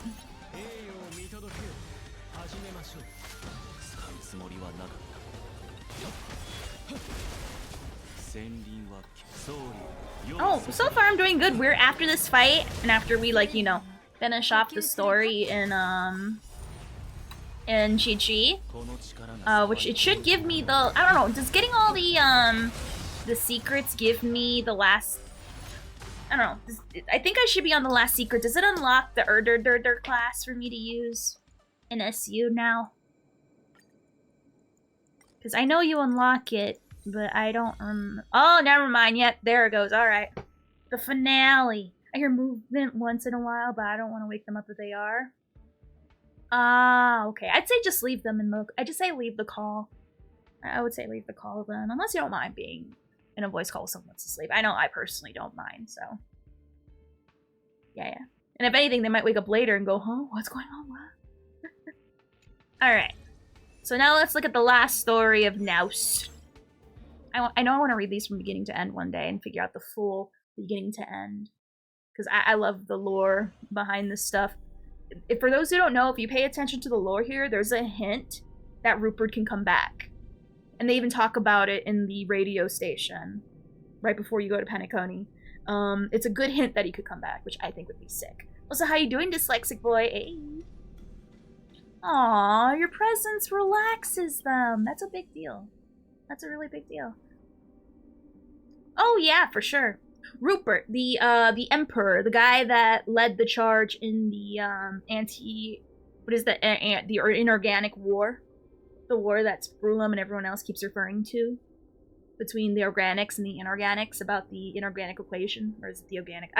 It's about this equation that people fought over. I'm giving you like a very watered down basic version, the basic version that I operate on. It said that Rupert disappeared one day, so people assumed he died. But there's no proof. And you know what we say, if you don't see them die and you don't see a body in the funeral, I'm not talking about funerals where there's no body. If there's a funeral and you don't see a body, it doesn't count. If you don't see a body, they're not dead. And you can apply that to everything that's happened so far in this story. I won't say specifically who or what, but that's my philosophy. Oh yeah, no, I read all the lore. I read out all the side quests, which we are going to do more side quests later. We did all the quests available in the Golden Hour, and now we're going to go to the next area and find all the birds, the treasure chests, and do all the quests there. Because the quests are heartbreaking. The quests are amazing. So is every real funeral fake unless it's an open casket? As far as the story's concerned, yes. Believe half of what you see and none of what you hear? Yes. Because usually, if you don't see a body in stories, that means 9 out of 10, they're not dead and they're coming back. And that casket is empty and it's a fake. Oh no, real life? Oh, no. No, I'm talking about in stories, silly, in stories. Not real life, Christ almighty. No. I'm talking about in shows. Because whenever someone says, oh, this character is dead, no, they're not. No, they're not. Until I see a body, and until we're seeing that body at said funeral, I don't believe it for a second. Now, anyway. Let's sum this up as usual. Is it obvious when Herta extends to say next? Stephen, let's hear your thoughts. Me? Stephen Lloyd stammers. I can't do it. You're a genius, Stephen Lloyd. I can't believe you can't do public speaking. Herta's gaze is clearly tinged with annoyance. One day we'll help Stephen overcome his fear of crowds. Reinfart, we need to organize the parts related to the IPC to keep them happy. Then we can keep the data about the Aeons that we want. Okay. Now, Herta casually spins in a circle. Let's start. The starting point is IPC. Screwlum twists the gear on his glasses. It is the earliest point in history that we can trace matters back to. The era that came after the Swarm disaster when IPC underwent rapid expansion. Historical moments like the support team reorganization credit system establishment and synesthesia beacon invention took place during this time. The development of the IPC reached its peak. Nevertheless, the operation of IPC exacerbated the economic inequality in the universe. Conflicts built up over time, leading to the outbreak of the Border Star trade war by 2 IPC executives, Talora Farshna and Cora Pau. This is the first moment calculated by Naus. Now remember, Naus calculated 3 moments that are guaranteed to happen. And right after the Swarm disaster, the IPC started getting power. They started becoming the foundations of what the current IPC is today. And one of their executives was going to cause the Border Star trade war. That was one of the moments that Naus, the supercomputer, the thing that gives all the geniuses the information, the Aeon of Ur-Dur, calculated this moment.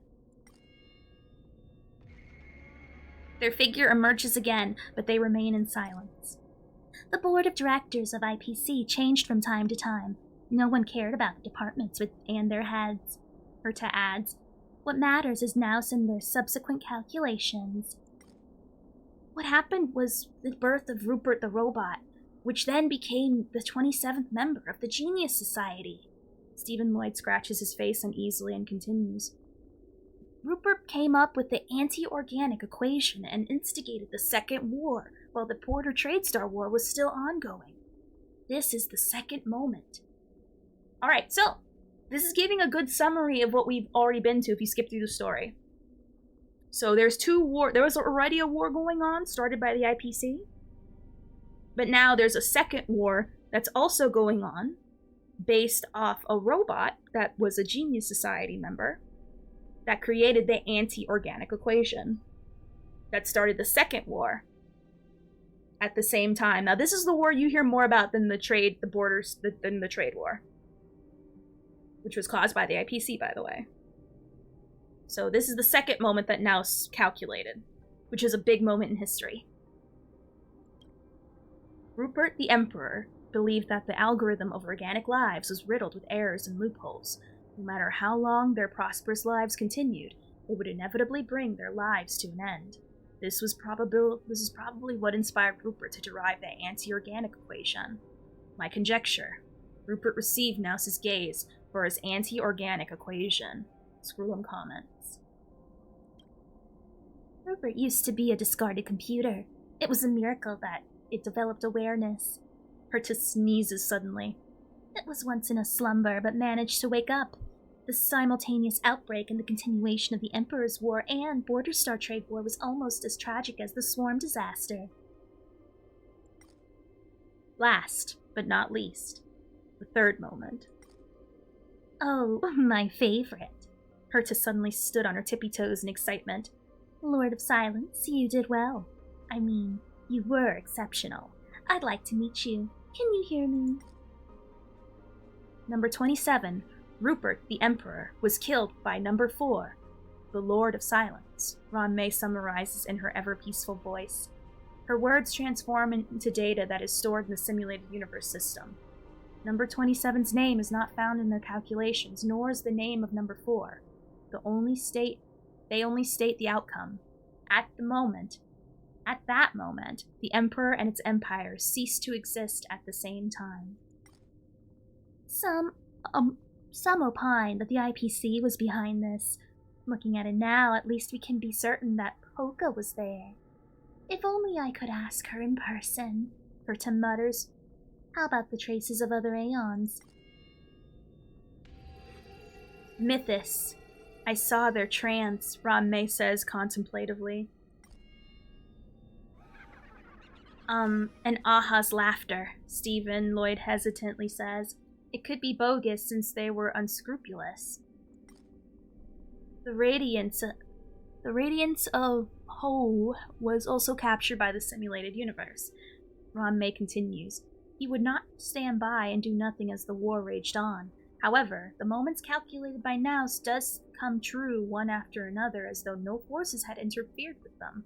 Perhaps some aeons did or did not attempt to do so. The simulated universe is, after all, created by geniuses. It is possible that what failed to prevent the moments from happening was our limited intelligence, not the simulated aeons. Herta shrugs. The familiar aeon. I miss the day they gazed at me and how I felt when I asked them questions. The passage of time never changes them. How interesting. Well, it is time for us to get out. Question.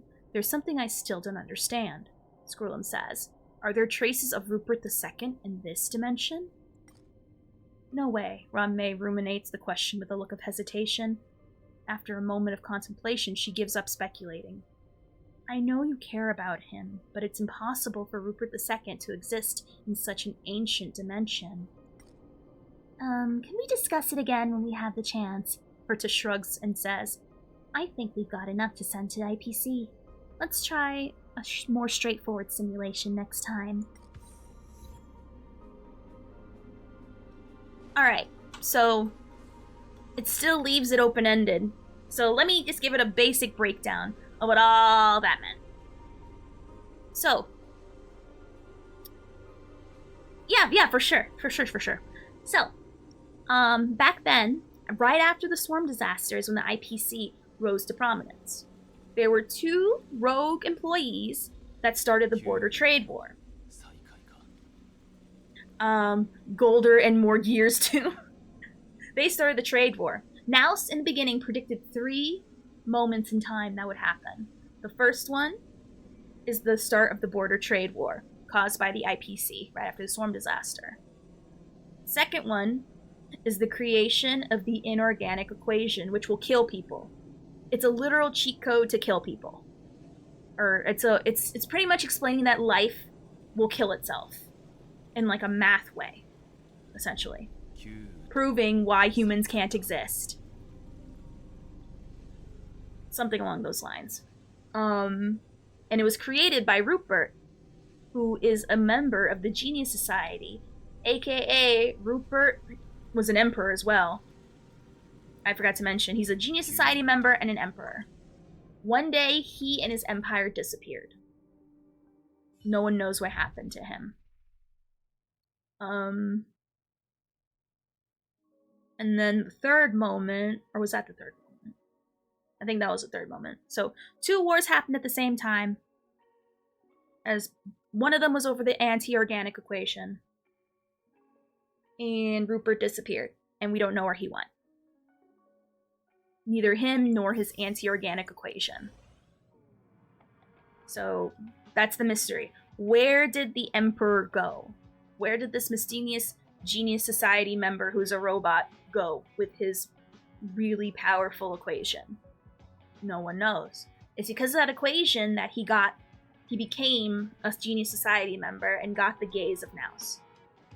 And then the third moment involved that one lady who you see her in actually this simulated universe room. She kills other society members. It's been known that she kills them. But allegedly, she killed them. She killed Rupert, but we don't know. He disappeared. There's too much mystery is what I'm trying to say. So what happened to Polka, which is the society member killer, and what happened to the anti-organic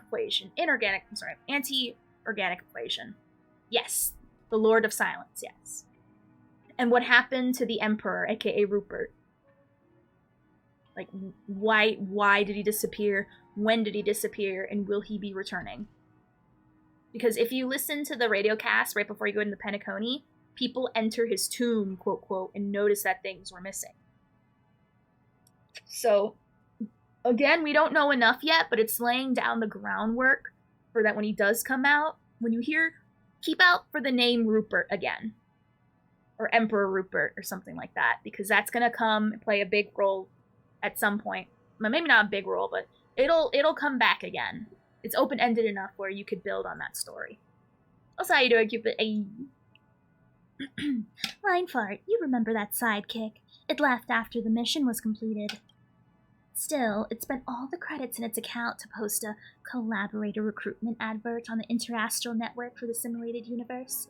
It said although it couldn't disclose the exact details of the job, it can honor the bet in a different way. I'm surprised by how developed the free will of a robot is nowadays. Alright, so now we got the Dur path. Alright. Right there. That's Polka. Right there. She had something maybe to do with the disappearance, quote, quote, quote, quote. Well, it's about god dang time. Let me see. Okay. So yeah, Rupert's picture isn't on here, but he is one of the people. Aw, we were just about to start! Okay, you have a great one, Himiko. Hopefully I'll see you again soon. Herta, congratulations, you've unlocked the You've truly become a Honkai Star Rail. I love it. Alright, now it's time to look at animations. So, let's go into, and also, let me look at the one website that I used to look at for ability breakdowns and see how it goes. Let me go to the parlor car. It's my favorite place to AFK. I'm gonna be honest, I hope they give us like a teapot variant, but like, you know, like a parlor car of our own so we can decorate and AFK there more. Hi, Ophi of Twitch, how do you become based? You go through your villain era permanently. You go through your villain era permanently and never leave. Sparkle, haha, I should be on antidepressants and get therapy. True. Alright, let's take a look, shall we? Let me see if that our real database. Hey, being a streamer means yapping. What more do you want from me? You want someone that's quiet and boring? The answer is no. Now let's look at Yatta.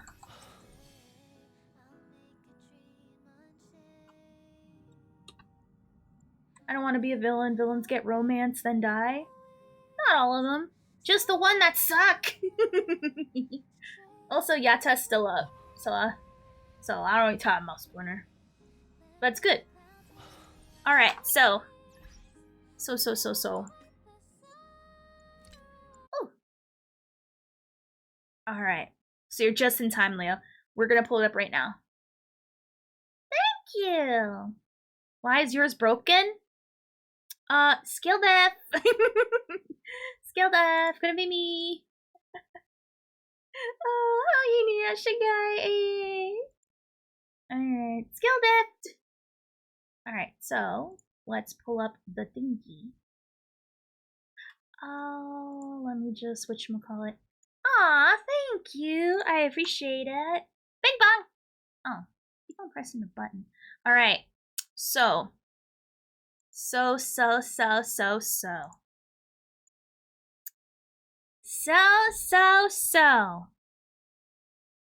Ooh, you know, let's save her for last. Let's look at Gallaghar first. Now, I heard he's going to be a crazy 4-star support. Like a crazy 4-star support. Poor Archeron being Galaxy Ranger means you can't afford bands. Oh my god, so bad. Anyway, I heard he's gonna be we're gonna look at the abilities in a bit. But, you know, right now I want to appreciate and enjoy the animation. So, let's take a look at this. Is he like the first star, well, I guess, Mihoyoverse character that has scruff? Oh my god, the way he pulls his tie, oh my god. I honestly play? True, though. Oh, he's an alcoholic. I love it. He's so done. Oh, he has like those scars on his arm. That's interesting. Does he have a little capelet? Oh my god, he has oh, he's giving me freaking Tartaglia. I love capelets. Capelets, the capelets does something, And the tight red pants. I can't. Hey, first step is admitting it. Oh my god. That's what we're gonna determine. Oh, look at that scruff. We're gonna determine that today. Woo, look at that cool kicky. Oh my god. Like, literally. Kick me on the bed, jeez, okay? Oh, he has, like, Wolverine claws. Oh, that's so, makes sense, Bloodhound, you know, duh. Oh, look at him. Oh, that's so cool. Sanji? Oh my god, is that his new name now? He's Sanji now? What? What? Did he just open a Coke? Oh my god, he's pulling at his tie, that's so hot.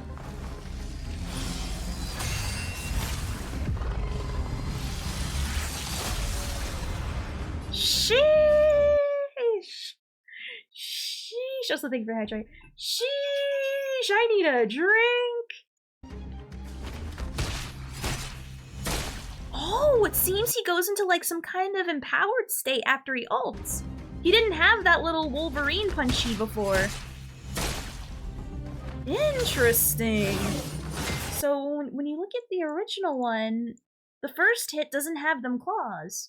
Or do they? And I was just too busy with how cute he was. Yeah. Okay. So it changes, it makes his Qs hit harder and more. We don't know what effects he puts on them yet. Well, we're gonna read it in a bit. And we're gonna go over it and I'll show you guys all of it. But he has like a little Coke. He has like a little Coke sody situation. I love it. Is that like Soul Glad? It doesn't say. I can't read. I can't. It looks like some kind of like Bloodhound brand Soulglad maybe. I'm not sure. But he has. I like it. I like it. I like it. I need to watch that one more time though. That's sick as hell. I can't. And he pulls up the tie beforehand. I can't. Bruh. True. That quote's not wrong. Interesting. Now I don't know if they have some kind of debuff on them, but we're gonna learn that in a little bit. We'll learn that in a little bit. But that's super cool. That is super cool. He does look like a very offensive healer, honestly, which is needed though, because what's really annoying is like, let me show you as an example, okay? Let me show you as an example here, okay? With like, for example, for you to even survive and stuff like the higher end swarm, you have to have 2 sustains. But the problem, I'll be honest, the problem with the current sustains is that it takes away from any extra damage you have and training it in for survivability. And it's very annoying. And yeah, you can build these characters to be more, what's the term? More DPS based, but that's not really what they're meant for. Like, for example, let's use Swarm as an example. Like, at 5, you need to have 2. And I feel the lack of DPS because 2 spots have to be relegated to supports. Can they do DPS? Sure, if you get the right blessings, but them themselves, don't do it. I swear to God. Anything that reminds me to watch Mojo. I swear to God. But yeah, so you're literally like gimping yourself by removing an extra, let's use Locha as an example, like instead of like needing 2 supports, like you'd have 1 that can also do damage. Let's use Himiko as a proxy. Like it'd be awesome for like a support that also heals but also dishes out damage to help out get that clear a little bit faster. Instead of having a pure support, keep you alive very well, mind you. 1,000 crit Fushuan, I swear to God. Oh my God. I'm gonna make you guys watch that video as a punishment if you keep on referencing it. I can't. It's a punishment on everybody, not just me. You keep bringing it up. I can't. It's hurting my soul talking about it and thinking about it, and it's like thinking about the Pridwin tier list. Why are you gonna make me go through that? Oh my God. Oh my God, am I right? Punish me? Oh my God, I can't. Nope, I'm saving her for last, because honestly, I care less about her, I'll be real. Alright, now we're gonna look at Adventurine. The best character in the whole dang dong game. See what his deal's about.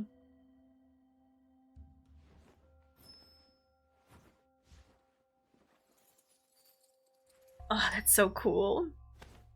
Ah, he's the best. He's the best. Ding dong bing bong, ding dong bing bong. Ooh, and he's so gay. He's so gay. I love him. I need that one more time. I need to replay that one more time. Hold on. That is the gayest stuff I've ever seen in my life. That's so good. That's bruh, come on. The pageantry, the show. Oh God, it's gonna get nothing but better from here on up, isn't it?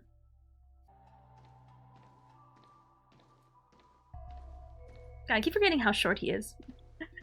Oh my God. Is that racism I sent in my chat band? Racism? For a race that doesn't exist, what? Not my white America. Adventurine, I don't mean it metaphorically or rhetorically, or poetically or theoretically, or any other fancy way.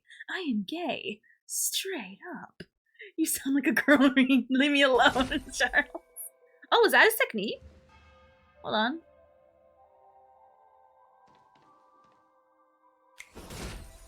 What the heck is that? I love it. That's so cool. Can't be so. Ooh, it's a slot. Ooh. what the heck is going on here? Oh, he has like a D&D dice in his hand. That's even better. That is even better. Can't be straight up if he's not straight. Oh, he got you there. He has D&D dice. Woo! Woo!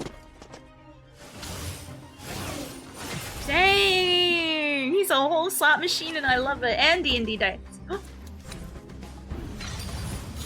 Oh my god, what the that is so extra, what the heck?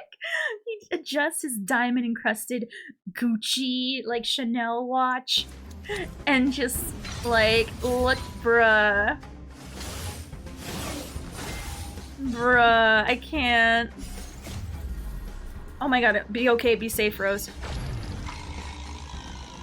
Ooh. Oh my god, that's what? What? Ooh. What the heck? What the heck? What the heck? Wait a minute, we gotta talk about that. Like, so much happened. What? What?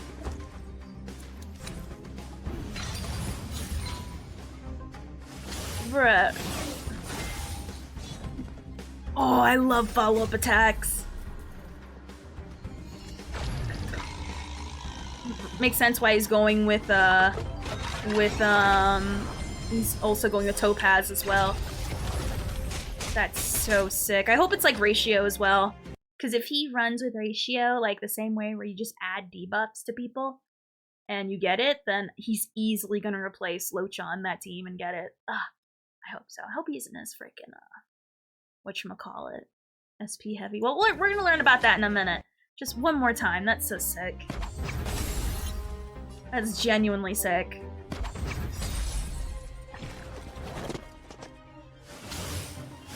I gotta see that one more time. That is so cool. The Gucci watch, I can't. Kinda mad he doesn't fight with his hat on, but whatever. Like, I want him with his hat. One more. I love it. Oh, he looks so psychotic. I love it. Well, I guess we get the hat with the follow-up attack, but I want him to keep the hat on. I know, right? Doesn't he look so sane? Like, where is he? He looks so sane. I love it. All right. Now let's look at that one. The one people are good, or I honestly think are overrating way too high. But we'll see. We're gonna read the abilities and see how that goes. All right. Let's go, I guess.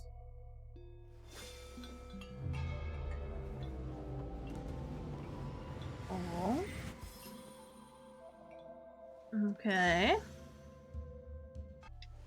Why'd it go like all like bad? Trying to. Alright, keep that up. Okay. What is that? She eating snow? A donut? A flower? Archeron, oh shoot, my hair dye is draining. Oh no, my root. A peach? Ah, I see. Alright, there's her little walk. I really do love the leg tattoo though. Well, we don't know. I think she's overrated, but we're gonna read the abilities and find out, and we're gonna break down the light cones and stuff and all that right after. Okay. So she hits with a scabbard. Makes sense. It's part of her lore. Ooh. The technique, I'm guessing?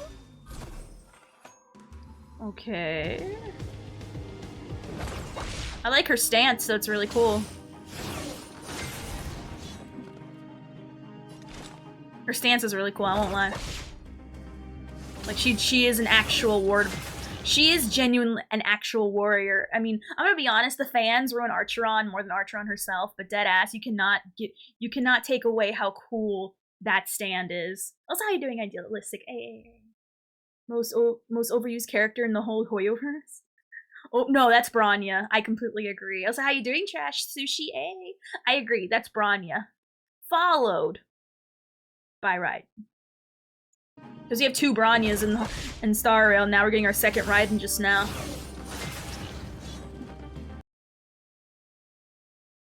They're right. She's not. But you know who is in all 3 games? Raiden. And she's a freaking Archon god. Ooh, Q. Or E. Ooh. Okay, hold on. I missed that. I was too busy reading the chat.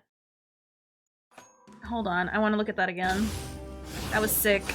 She's giving me Seela vibes, but better, though. Which I think is funny. Because she already looks like an evolved Seela. That is super cool. That is super cool, I won't lie.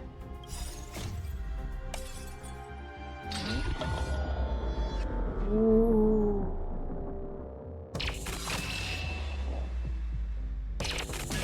Ooh. Okay, that's sickening.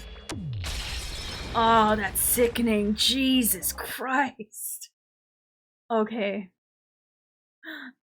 Oh, hi, Elden Ring boss level. I was like, heck yeah, you were definitely winning. Bruh. What's sick is that I'm guessing when you press Q and right before you press space, I'm guessing you're holding on this screen, which that is sickening. That is sickening. Jesus. No, I don't. Still. I'll be honest, but we'll have to read the abilities.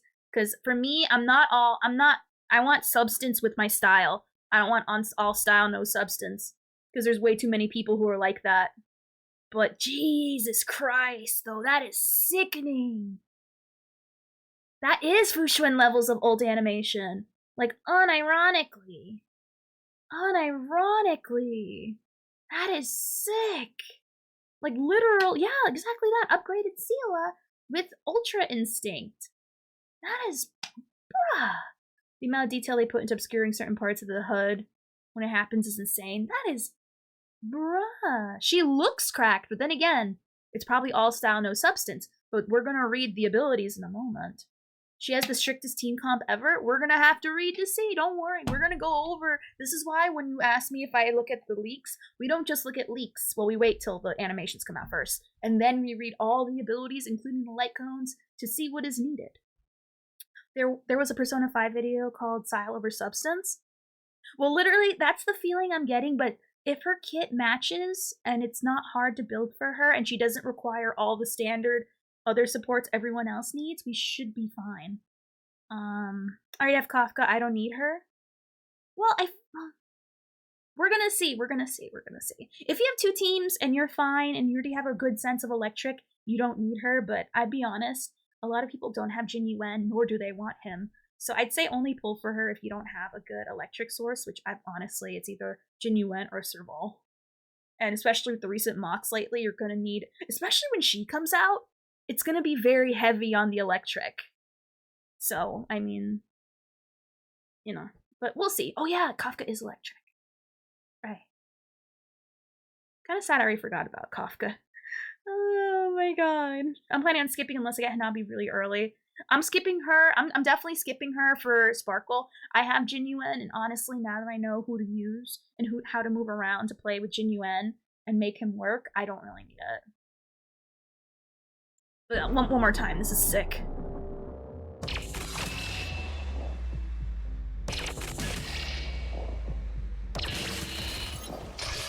I will say she is the award for the most anime ever. Like, she is the most anime out of everybody, and I kind of stan it. I stan how cool she is.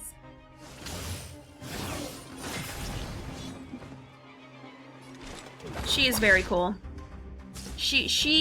Her ult animations and all her animations are sick as heck, and I will not ever take that away from her. I may moan and groan about people overhyping her, but this is well deserved. I can't. Like, I can't. She's cooler than LL Cool J. Gotta tickle that Galaxy Ranger anime pickle. True! I keep on forgetting she's an anime, not anime ranger. Christ almighty. But we'll see, because for me, I don't care how cool the ult is. If I don't like your kit, I'm not gonna pull. But, okay. So, before we read the kit, I have to go pee-pee. I have to go to the bathroom. Because remember, when we sit down, we're gonna go over everything. Eidolons, skills, light cones. We're gonna look at all of that. So I'm gonna BRB and play some ads, turn off pre-rolls, give me time to wash my hands, because I don't think you want me to go over this with pee hands. Finally, the AI can waste ults at maximum coolness fashion. Exactly. Oh, you definitely won't like her kit? Well, we're gonna see. We're gonna see. We're gonna read through it and see what the verdict is. Honestly, no matter how her kit is, if you like her, pull her. It doesn't matter. I think it's a waste for act people you'll really want more, but, you know, again, no shame if you do. She's cool. She's cool. Shh. Look at this. Like, look at that. Like, bruh, I will never fault someone for pulling for that. Oh, and like, bruh, it's sick. Like, bruh, I feel like such like a nut blood. Like, I can't. Like,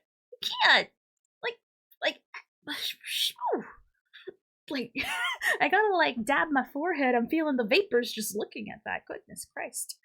But anyway, so I'm gonna BRB, play some ads, turn off pre-rolls, and then we're gonna go into nitty gritty of how she works. And everybody, Gallaghar, Adventurine, all that. So don't go nowhere, okay?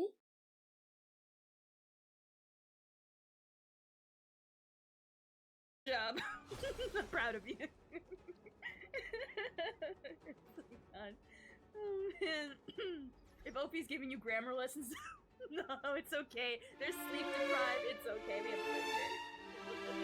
It's alright. To me, what's more impressive is finishing score. Numbers, you can do all the numbers you want. Numbers are crazy. This is it's a dirty business, but someone's gotta do it. And I'm willing to put on my snappy rubber gloves and give it a go. I mean it when I say I'm not a quitter. I'll get the job done. It may not be clean, but it is done. Oh, they have the book I want. Oh, I gotta at some point really do the Heavensward Relic Crest. Hey, don't you laugh at me! You eat caca! How do I hide? I hate babies! How dare you laugh at me?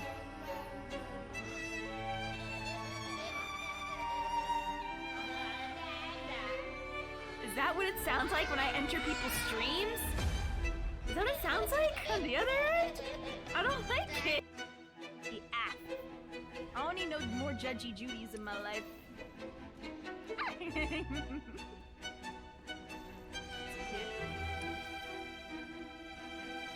is this? Oh no, I remember seeing that before now. Let's see here.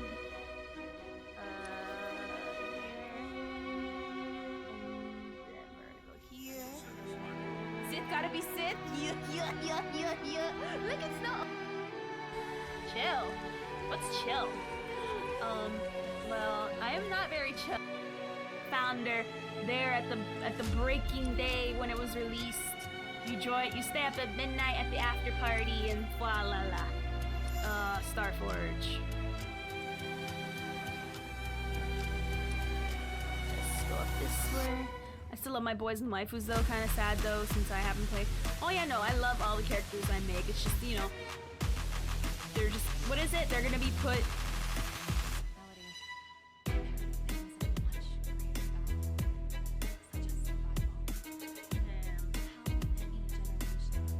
I didn't. I barely remember Rick and Morty, I will not lie.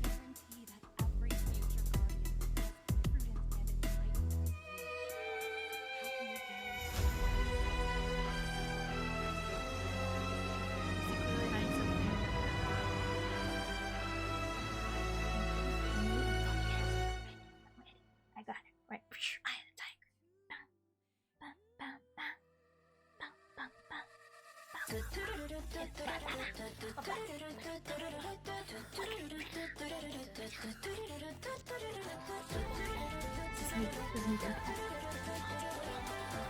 Okay, I'm back. Thank you for going through the commercials. I super appreciate it. Oh, I wash my hands. I smell all fresh and clean. Okay. You're gonna go to bed? Aw, okay. Understandable. Actually, I should probably have Spacewalk on. It's a good song to have while, like, discussing things at length in the background. Alright. But have a good one and good night. There we go. Okay. Let me just put a little... There we are. Have a little low. Alright, so this is my favorite website that I like to look at for, like, really good and concise breakdowns of stuff and things. Now let's see.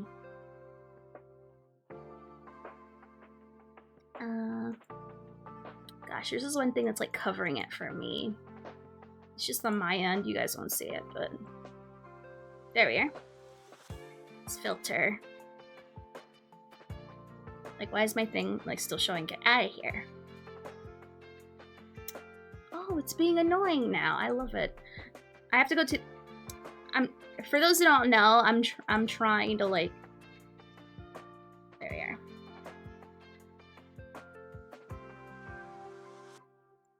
Oh, did they take off the ability to see it? Where are they? There's another website I can look at, but... Oh, I guess they will only show when they're released now? And not the unreleased ones? Or maybe they're somewhere down here? Where are they? Oh, I guess they're not giving us the chance to even see it now. That's fine, I have another website we can look at. It's in the settings.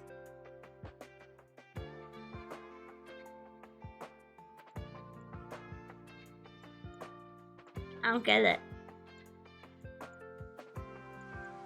Yeah, no, they took that off. That's okay. I'll use the other website. That's still up, by the way. Let me just double check, make sure. Yeah. That's right, we'll look at the other thing I like to look at. That I was using before this.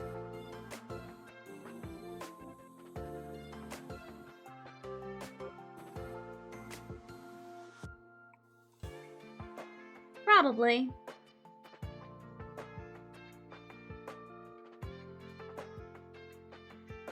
Let's see.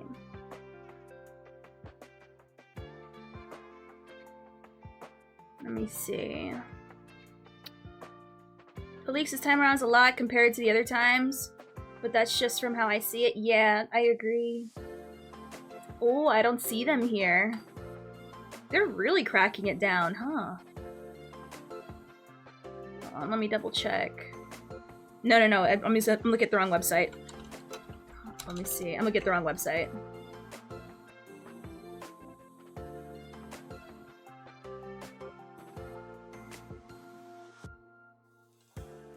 The very same. I was looking at, for some reason, the one that studies the sales. Alright. So we're gonna look at all three of these. Yep, that's the one I like to use. That's what I used to use before Yatta. I just like Yatta because it looked cleaner. Alright, we're also gonna pull up light cones as well. Let's see, 5-star ones.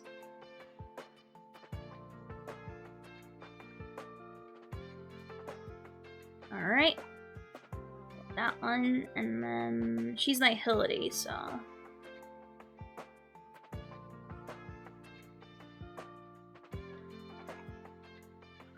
Oh, looking at both. I just want to look at one. Alright. Is this hers? Yeah, that's hers. And then... should all be here, actually. I don't even know why I'm scrolling down like that. And this one. You think so? Let me double check real quick. Let me double check. Let's go here.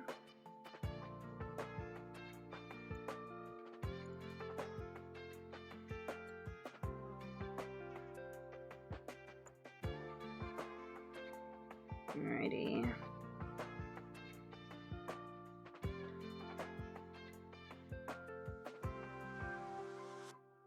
Is there like an actual link to it?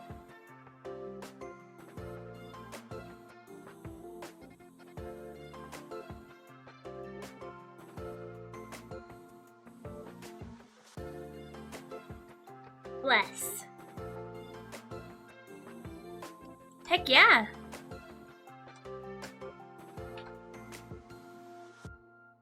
Oh, that looks so much cleaner. Alright.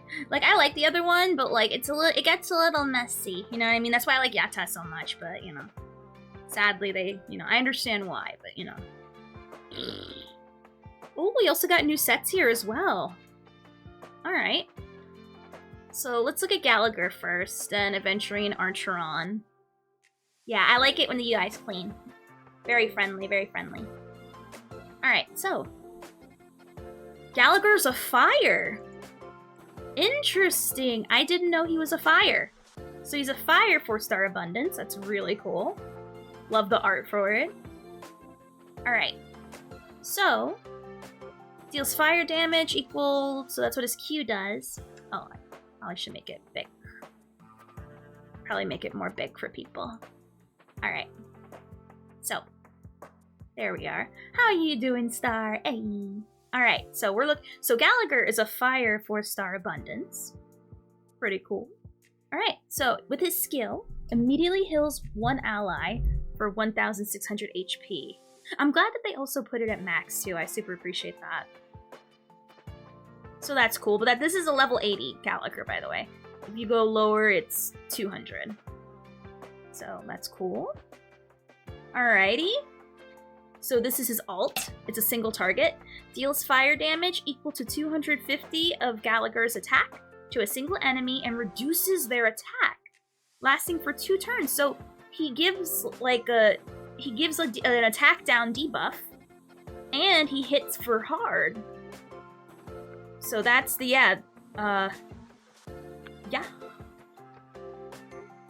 That's pretty cool that he lowers, he sounds like a ratio friend, exactly. He sounds like a ratio friend. Let's see, this is his talent. The Besottled state, which is that Wolverine state, increases break damage that targets receive by 12%. So I can already see a synergy between him and Ron-Mei already. Every time a besotted target is attacked by an ally, the attacker heals 520 HP. So when he marks somebody, or when he attacks someone, I'm assuming they have like a little effect on them, and when your allies attack them, they heal. So that's pretty cool. That's kind of like a by-character basis Locha heal, where you don't have to wait for his turn to heal. Which, that's pretty cool. Oh, you're right, that is his enhanced attack, you're right. So that's the enhanced attack once you ult. We gotta see what the ult does. So when you attack people with the enhanced ult, you do way more damage and you lower people's attack. Lasting for 2 turns. That's cool. So let's look at the ultimate. Inflicts Besottled on all enemies. Lasting for 2 turns. So this affects it's an AoE. So it affects everybody. At the same time, deals fire damage equal to 150 of Gallagher's attack to all enemies, and enhances the next basic attack to Nukter Blitz, which is his empowered auto, or his empowered Q. So, combined with the talent, anyone you hit will heal you some health. Which that's pretty good. So obviously the point for him is to ult. The Besotted only lasts for 2 turns. But still, you can do a lot of damage in 2 turns. I don't know, he's tipping my sexuality scales. I'm sure if you read that in like the really small writing, you'll see it. Let me just... I need to get used to this website as well. I'm not used to how it's like situated. Here's the problem. We thought when we read Hua's heal before, it didn't say she had a cleanse. But then when it came out, she has a cleanse. So we have to wait to see, probably around the time of the live, to see if he has a cleanse. Because we thought at first that Hua wasn't going to have a cleanse either, because it didn't say that she had one. And we thought she was going to be Kaka tier because she didn't have one. But turns out she does. So we're going to have to wait for more information. on that to see if it does. Because I remembered reading that and specifically, like, feeling so sad for her. But then when it came out she would, it's like, okay, she's fine. She's fine now. So we're gonna have to wait to see for that one. So he's good with break damage, increasing the break damage by 12%. And he does out of turn healing after you ult. So out of turn healing for 2 turns. And also he hurts people more. So he's an extra DPS to have on your side. You won't get a cleanse with allowing him for AoE attacks to... You won't get a cleanse with him allowing for an AoE attack to full heal the attacker? We'll have to see. We'll have to see then until the live hits. Because people thought, oh, Hua wasn't gonna get a cleanse because she gives energy. Like, we don't know. We don't know. That's the problem. Do you mean Shui? Ooh? Yes. For me, I was thinking only Ron Mei, but honestly, I forgot Shui exists. But yes, if you play with Shui, Gallaghar is a good option with Ron Mei. So that's a team already. That sounds pretty solid. Honestly, everyone could benefit from Break, though. But Shui specifically, yes. For her as well. So we're gonna have to wait to see if he gets a cleanse. If he doesn't, that's already a big mark against Gallaghar. But then again, maybe, because I've been saying up and down they need to give a light cone that allows free cleanses. But that's what I'm... Ooh, we will look at the Eidolons, though. Thank you for reminding me of that.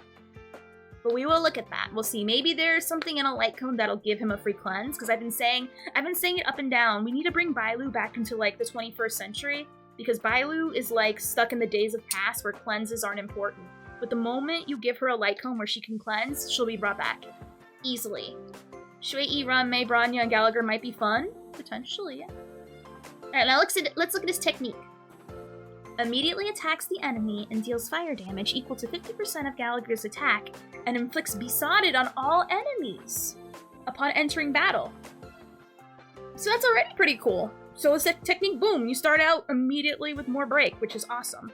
So obviously if you have him on his team, you're going to want to attack with him. Now here's his bonus abilities. I'm assuming from his traces? Or is it? Ooh, that's cool. Oh, yep, these are from his traces. Okay. Alright, so these are from his traces if you level it up. Sorry, this is the first time for me using this website. So, trust me, if this is first for you, it's a first for me. Bottoms up. When Gallaghar uses Nectar Blitz to attack enemies that are in the Besotted state, and Nectar Blitz, as we know, is his empowered single target after you ult. So when he uses Nectar Blitz to attack enemies that are in the Besotted state, the HP Restore effect of his talent for this attack will apply to other allies as well. So he heals people that he attacks while he's empowered. So he's already healing more, which is pretty cool. Number 2. Immediately advance this unit's action forward by 100% after he uses his ultimate. That's pretty sick. He has his own, Sushang. For those who don't know, when you ult with Sushang, you immediately get to go again. So he has his own Sushang situation every time he ults, which means you get to benefit and you get to get the benefits of his attack down and his breakdown. That's insane. That's insane that he's naturally built into that. Did he just power creep Sushang? They're not even in the same freaking league. Anyway, and the third one, increases outgoing healing by this unit by an amount equal to 30% of break effect. Alright. So he doesn't scale off of HP, he scales off of break effect. Up to a maximum of outgoing healing increase of 75%. So he doesn't scale off of HP, he scales off of break effect. Which, it caps, the maximum of it will be 75%. But that, so attack body, but break rope? So far, yes. I mean, he does scale off attack, though. Like, you want him to be a hitter. You want to build him like a DPS with a break set. So if anything, I think So I think you want to go for that break set that already exists in the game right now. And try to get as much as hack stats as possible with it. No out healing body? You could. That's an option. Because it is a max up, it says, to 75%. Yeah. Yeah. To a maximum outgoing healing increase of 75%. So there is a stop. But still, it's if you have an issue with his healing, you can hire it by raising his break effect. And also out healing body should you choose. But honestly, I wouldn't bother with that. I'd go straight up, make him a beast monster DPS that also happens to heal. With a lot of break effect, but that's just me. Alrighty. So, I love this website because it shows you what other stuff, like all the other effects that it fully levels up if you max out all the traces. So naturally, he's given 37.3% break effect if you level up the whole map, 10% HP, and 18% effect res, which makes sense because, he's a healer. You're gonna need to farm that bug thing, and, right-click on that. You're gonna have to farm that bug thing. You're gonna need, like, is that the math for that? If that's true, then there you go. Alright, now let's look at his E's. Number 1, E1. Unrelated, is Ranmei best set the new break effect set? That's what I'm using on her. So, yes. It depends how you're building her. Like, if you want to build her pure speed, people will say speed set's the way to go, but honestly, you don't want her too fast, because then her dots are gonna, like, go out more quickly, and you want that stuff to last, to be skill point efficient as possible. So 250 is the cap. There you go. I'd say put the break effect set on him, and you're golden. Anyway, E1 regenerates 20 energy when Gallaghar enters battle, and increases effect res by 50%. So nothing is gonna slow this guy. That's really major. Entering a battle and immediately getting 20 energy and 50% effect res, because screw you, I'm not gonna be affected by your rules. I'm a friggin' bloodhound. I'm 40 years old. I'm halfway in the middle of my life and nothing will affect me ever. I'm too old for your stupid. That's what E1 says. 50% effect res at E1 is insane to me. And immediately 20, and just for the battle starting, 20 energy. Boom, for free. That's it. That's pretty cool. That's cool. Alright, number 2. Increases break damage dealt to targets in the besotted state by 8%. So, okay, so he raises break damage, which is pretty good. So far, all I'm hearing is put him and Ranmei together and you're gonna destroy. Alright. Number 4. Increase the turn duration of the besotted state inflicted by Gallagher's ultimate for 1 turn. So instead of 2 turns, you get it for 3. That's pretty awesome. That is really awesome. You don't have to worry about, like, by the time it's done, your people are gonna stay in the besotted state forever.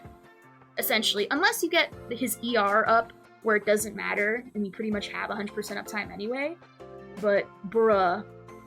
At E4, which will be easy to get because I'm sure you're gonna get copies of him just from pulling in normal banners and also with banner re-releases, it's not gonna be hard to get 100% uptime. Even with, you don't even need ER rope to get 100% uptime if you get E4.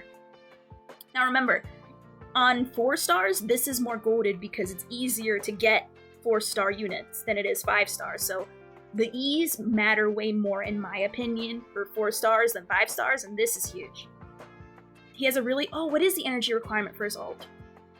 I completely didn't see that. Does it even say?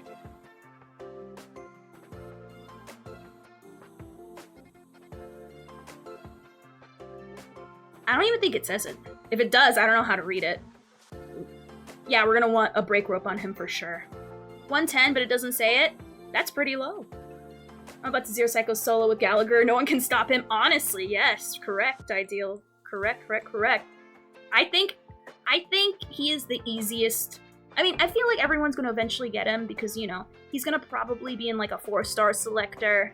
He's gonna come up in many banner reruns, so it's not a matter of if you get him, it's a matter of when. Pretty much.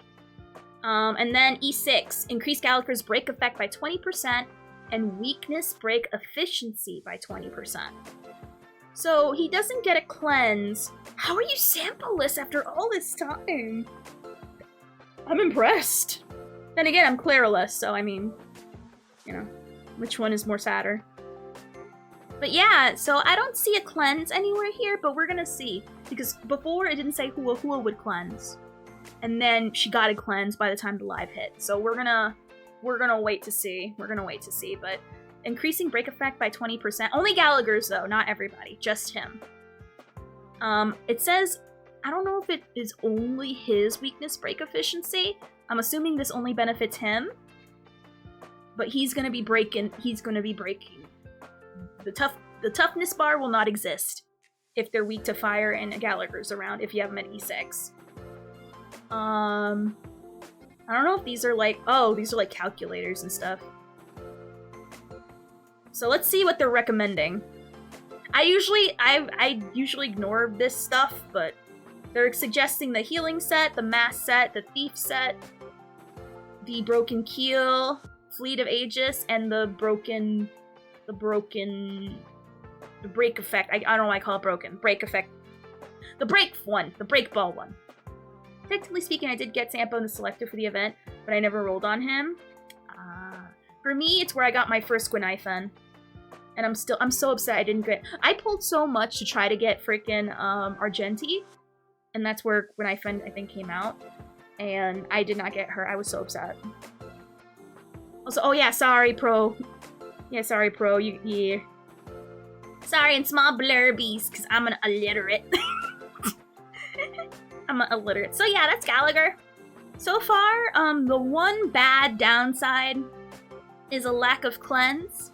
But we haven't looked at the other light cones yet. There could be a light cone that gives him a cleanse for free. We don't know. Honestly, I'm just waiting for the day that there's a light cone that just gives us a cleanse with, like, you know, terms and conditions. But he so far seems to be a really good person for people who want a healer that can actually do some damage. And if you want break effect. So anyone that like relies on break efficiency or break, which I think a lot of people already do, he's a good fill-in. He definitely will work beautifully with Ron May. Like, Ron May for sure. Like, him and Ron May will be like this. You can't see my fingers, but they're like this. Too long, didn't read, and somewhat awkward ER breakpoints. Hua Light Cone is goated. Hua's Light Cone is goated on everybody. Like, you put her on that Hua Light Cone is the best light cone ever for abundances. It is sickening. I have it on my links. Hua's Light Cone is sick. But it's not really a point for Gallaghar, that's a point towards the Light Cone being amazing. That's the only thing I pulled on for that banner. It's not her, it's her weapon. So I can put it on links. Alright, now the best character in the whole goddamn game.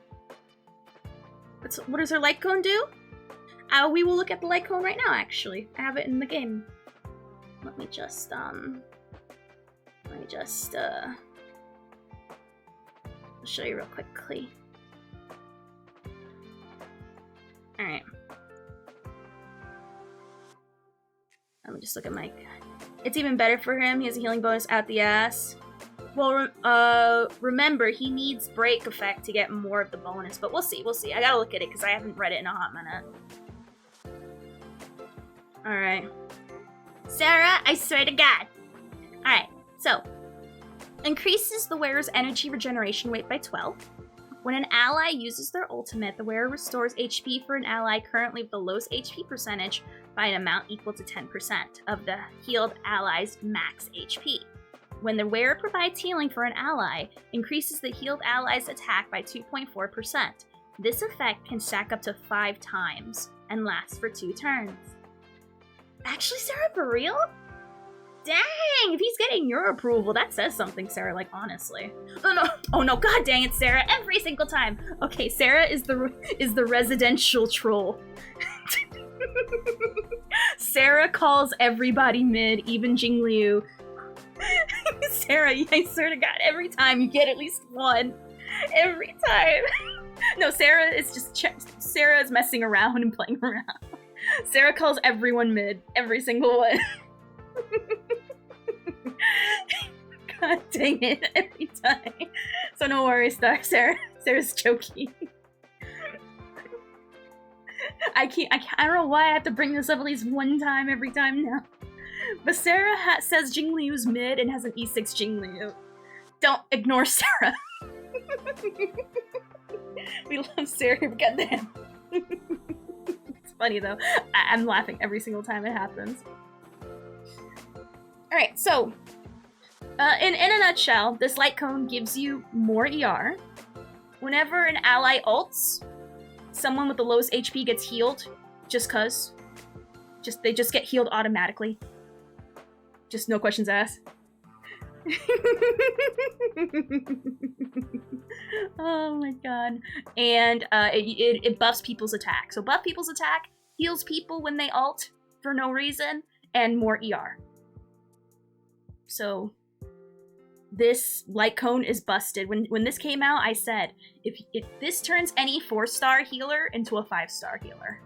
Because you get a lot of out-of-turn, skill point free healing. You get more ER, they buff people's attack.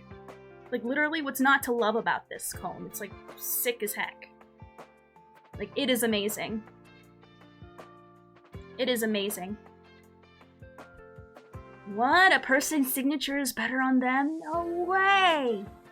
Is air too? Is water wet too, why don't you? And there's an E2 Hua Hua with 8 reses built into it. Oof, good luck. I think they shouldn't let you go out in a freaking flood. But that's just me anyway. Anyway.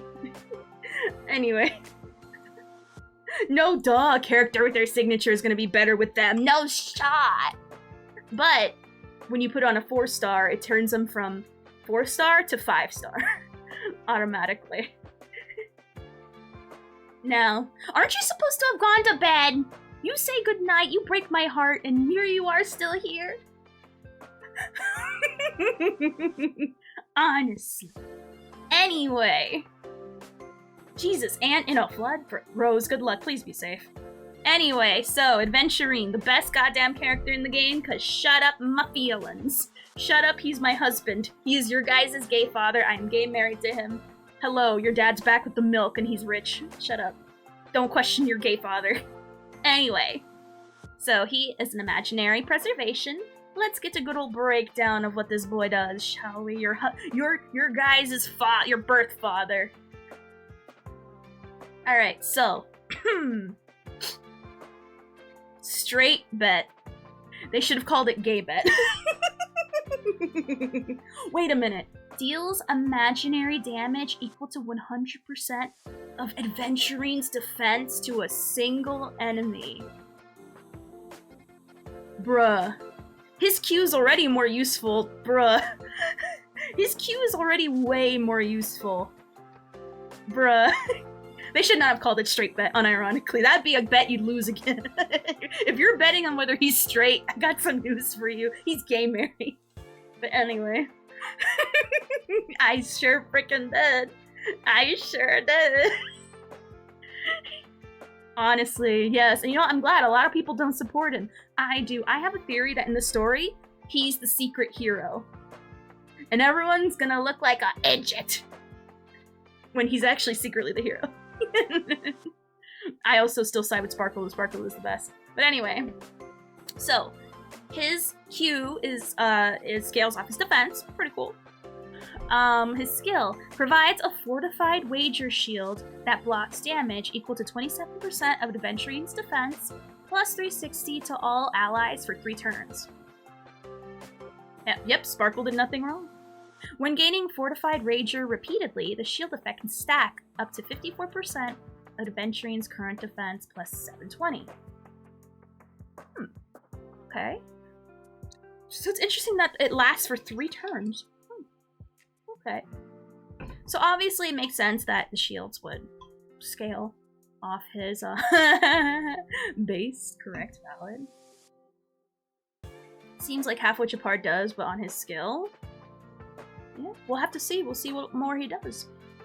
If you build a lot into defense, that'll be meaty. But we'll see. We'll see. And the ultimate, Roulette Shark. Randomly gains 1 to 7 points of blind bet and inflicts unnerved on a single enemy. lasting for 3 turns. Deals imaginary damage equal to 270% of his defense to a target enemy. When an ally attacks an unnerved enemy, the crit damage dealt increases by 15%. I don't know what the random 1 to 7 points means. I don't know if that's I don't get what the points mean. I don't know if maybe we'll learn it in the talent, but still, he hurts. He hurts and he raises your crit damage. That by 15%, that's sickening. So already I'm liking it. Alright, so we're gonna look at now the talent. Effect res increases by 50% on a single target with a fortified wager. It looks like he... Alright, so he raises effect res, which I really like. Because there's literal times, like, I'll be fighting the ice guy, and we'll get freezed. Like, they go twice in a row, and they freeze us, and it's really annoying. Effect res, when a single target with fortified wager is attacked, Adventurine gains 1 point of blind bet. When Adventurine has fortified wager, he can resist crowd control debuffs 1 time every 2 turns, and additionally gains 1 point of blind bet after being attacked. Upon reaching 7 points of blind bet, Adventurine consumes 7 points to launch a 7-hit follow-up attack, with each hit dealing imaginary damage equal to 25% of Adventurine's defense to a random enemy. Blind bet is capped at 10 points. Okay, so let me see if I understand this correctly. So he raises... So effect res increases 50% on a single target. So everybody, because everyone gets the shield. When someone with a fortified wager, which is what the shield is called, so whenever someone attacks the shield, you get 1 point of blind bet, which it's going to be like Blade's dots or Shuei's dots as well. So every time people get hit, you slowly build dots up. When Adventurine has the shield on himself, he can resist crowd control debuffs 1 time every 2 turns. Just like, how Locha can heal 1 time every 2 turns as well, like for free. And additionally gains 1 point of blind bet after being attacked. So when someone attacks one of your allies with a shield, he gets a dot, and when he gets attacked, he additionally gains 1. I'm understanding it correctly. Upon reaching 7 points, which is the max, consume 7 points, and that's when the follow-up attack happens. Each dealing, so it's 7 hits, deals imaginary damage equal to 25%. Everything scales off his defense. So you want to build in defense. Blind bet is capped at 10 points. So it's possible to get 10 points. I don't know when the follow-up attack, I'm assuming like most follow-up attacks, when they happen, they just freaking happen whenever you get the max stacks, but I don't know how you get... I mean, I can see how you can get 10, maybe. Yeah, so I can easily see you getting that very quickly. Especially since the shield is going to be put on everybody. Yeah, I can easily see that popping off real quick, yeah. So, that's awesome. Now let's look at his technique. The red or the black? After using the technique, one of the following effects will be granted. Ooh, so it's literally like roulette. This is literally roulette. I love it. There's a chance for defense to increase by 24%. There's a high chance for defense to increase by 36%. And there's a small chance for defense to increase by 60%. So, oh, there you go. So it's a matter of which number will you get for legal. Of course, sir. So you get a chance of getting 60%. Okay, so it's a matter of, so the randomness is what percent will you get. You will get guaranteed a higher defense, but by how much? After entering the battle, increases all allies' defense by the corresponding amount for 2 turns. Alright. So now we're going to look at the trace abilities. If they are, I'm going to be honest, I don't care about the numbers. I care about how it works. Because I'm going to be honest, these numbers don't matter to me, the exact percentages, because it's going to, by the time it hits live, it'll be tweaked again. What matters to me is the grander scale of how this functions. That is more important to me. But no, so far you know, you need 0 brain cells. Literally E and just get attacked and you get to attack people and all. Like, so far he seems to be very 0 brain. And I love that, which is great. He's a gay with nothing in his head, and I like it. Because I like to think I'm a gay that has nothing with nothing in their head. Yeah. Yeah. But anyway. Adventurine accumulates 1 blind bet after an ally with fortified launches a follow-up attack. So, put him with, so what I'm hearing is, his name rhymes with, Dr. Shmeshmio. And you get blind bet by Dr. Shmeshmio doing a thing. You shut up, Docs! You're gay and sick! So go away, sickie! So yeah. Boo, no, you're gay! You're gay! You got cabbage in your muff! You got cabbage in your muff! Go creep somewhere else! Yes, I am. It's a secret. Anyway, cabbage in the muff aside, as I was saying. So it goes without saying here, Ratio will give him free blind bets, and you'll just be popping off. Queen, yes ma'am. This effect can be triggered a maximum of 1 time. 1 time per what? Turn? Game? Fight? Life? So we have to wait to see how this wording is. I don't know, 1 time per turn, 1 time per cycle, 1 time per fight. This is a little, whatchamacallit, but yeah, I'm gonna keep reading. Oh, okay, sorry, I got worked up. That guy's garbage, he's garbage, I'm sorry. He distracted me, ruined my equilibrium. This effect and trigger count is reset at the start of Adventurine. Oh. There you go. After Adventurine launches a follow-up attack from his talent, provides fortified wager to all allies, and blocks damage equal to 7% Adventurine's defense plus 96 damage, and additionally provides fortified wager that can block damage equal to 7% of Adventurine's defense to the ally with the lowest current shield. So he gives more shield to someone that needs it the most. Essentially. Streamer brain engaged, 10-minute rant resolved by the next sentence. I know. E6 brain. I know, right? Hey, call me. Oh yes, charge your phones, people. My phone's good. Like it. Let me just charge your phones, people.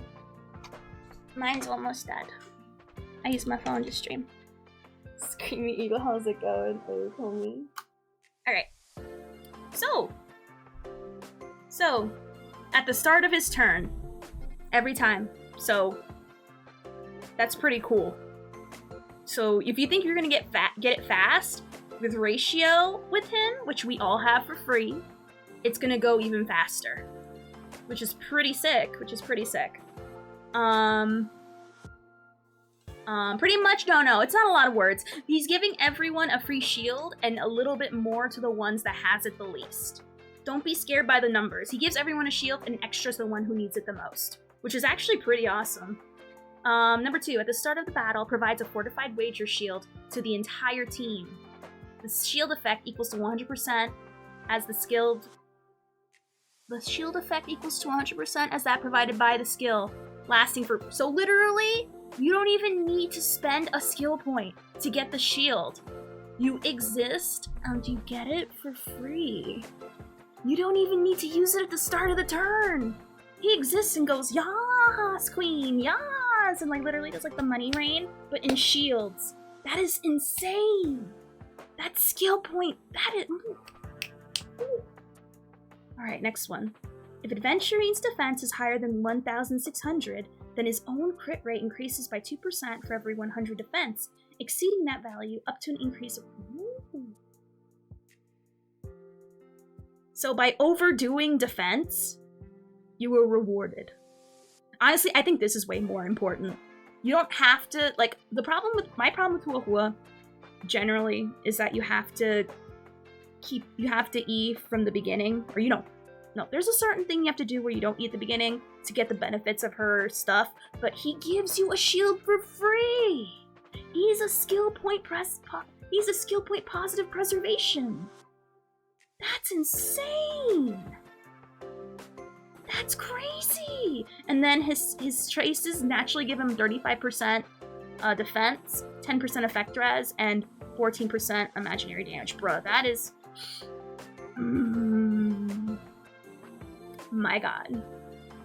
My god. Thank you for the follow, Yuha. Thank you. Or Yuho. Thank you. My counterpoint is that he is male. Yeah, male waifus exist. Look at that boob window. Male waifu. Hence, your argument is invalid. Hence, you should walk shamefully. All waifus have boob windows. Boob window. Boom. Sexist. Anyway, let's look at the Eidolon, shall we? No, waifu. Anyway, increases crit damage for allies with fortified wager by 20%. The blind bet effect obtained from the trace bingo no longer has a trigger limit. Requires the trace no longer has a trigger limit. What? I gotta read it again. What? Trigger limit. Oh! There's no limit. You can do it as much as you want. There is no limit. Like, you put him with ratio, you can keep doing, you can keep on garnering those freaking dots forever. I know. Dang, alright, and that's E1. Alright, what's E2? When using a basic attack, reduces all targets to all type res by 12%. And that's just from queuing. His queuing will mean something. So on top of hitting harder because it scales off his defense, he's like saying, hey, these people here, they're garbage, they're weak, they mean nothing. And you're like, heck yeah. Alright, I like it. E4, when triggering his talent's follow-up attacks, Adventurine's defense burst increases by 40% for 2 turns. The follow-up attacks hit per actions triggered by his talent additionally increases by 1. So he's buffing himself because he can. And the hits per action is increased by 1. So how much do they already hit? 7? Is it 7? So 8. It's 8 now. Honestly, I love how smooth... He's working very good for my smooth brain right now. I think I'm the smoothest of brains. And if Awooga. Alright, let's get his E6. For each ally with the shield, the damage dealt by Adventurine increases by... 50% by a maximum increase of 1/5. Ooh. Obviously, E6 obviously is broken. When you hit E6 on a character, you're unlocking God mode on them, but Jesus Christ. He's gonna straight up no longer... Well, I'm gonna E6 him over the course of multiple reruns, but goddamn.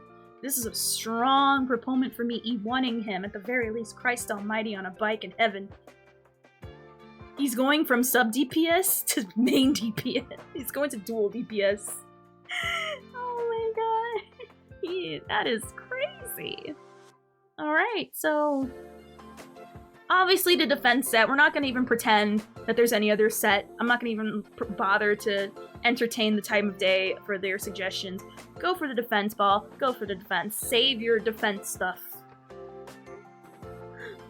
Just, bruh. Your father is scary. Ron May's buff should still work on him? Which one in particular do you mean? Because they work on everybody. So wouldn't he still be a decent DPS even without E6? Yes. He'd still be a decent DPS without the E6. But again, it takes him from a sub DPS, a support that has some DPS capabilities, to a DPS that also happens to shield. Sparkle works for everybody. Sparkle works for everybody. I'm gonna be honest. His shields last for a while, so you don't really need Sparkle. Like, honestly. If anything, for ratio to work, if you're running a ratio Adventurine team, you're gonna need people to apply dots. So I would say, obviously for me, Adventurine would replace Locha, and it would be ratio, Locha, Gwynaifen, and Pela for me. Sparkle doesn't work on Arlen, dude doesn't even use skill. You don't really need a healer on the team, honestly. He doesn't heal. I'd rather have a healer than a solo shielder, in my opinion, but we'll see. Maybe he shields so much that they never get touched, and you're right, maybe we don't need a healer. But we'll see. I mean, if you want to make him the main DPS, heck yeah, you can. I wouldn't go for it, but, you know. But, you know. That's just me personally. Alrighty. Here we go. Now here's the lady of the hour. The one that everyone is gonna skip Sparkle and says Adventurine is mid. The one that I am interested in seeing what this girl does that makes her great. I mean, her animations are amazing. How you doing, Blitz? Hey! We're gonna look at everything in time. In time. Don't worry, we're gonna look at the signature. Don't you worry your pretty little heads. One thing, good things in time. We went through Gallaghar, we went through Adventurine, now we're gonna look at Archeron. See if she's actually worth the hype everyone keeps saying she is. I am on the fence. So far from how people are sounding, overrated. But maybe she's exactly rated, who knows? Maybe for once I'm wrong, and maybe it's just the people who are annoying that make it bad. Like Frozen. I wanted to see Frozen, but all the people who are obsessed with it made it annoying to like it, and then I waited years, multiple years, until I finally watched it and go, yeah, I like that. But the people were insufferable. Just like Taylor Swift songs. Taylor Swift songs are amazing, but the fans ruin it. Honestly, ruins it. Look, brain don't care, brain go burr. The animations are sick. There's nothing that'll ever take that away, ever. Ever, ever, ever, ever. How you doing, Yuho? Hey. So, we're gonna see. Did they look at the paths chart and said, what's... I don't know. I'm gonna be honest, I don't know what that means. I'll be genuine. Ooh. Anyway, so... we're gonna see what the deal is. Let me just take a sippy first. Because I've been reading a lot of stuff for a while.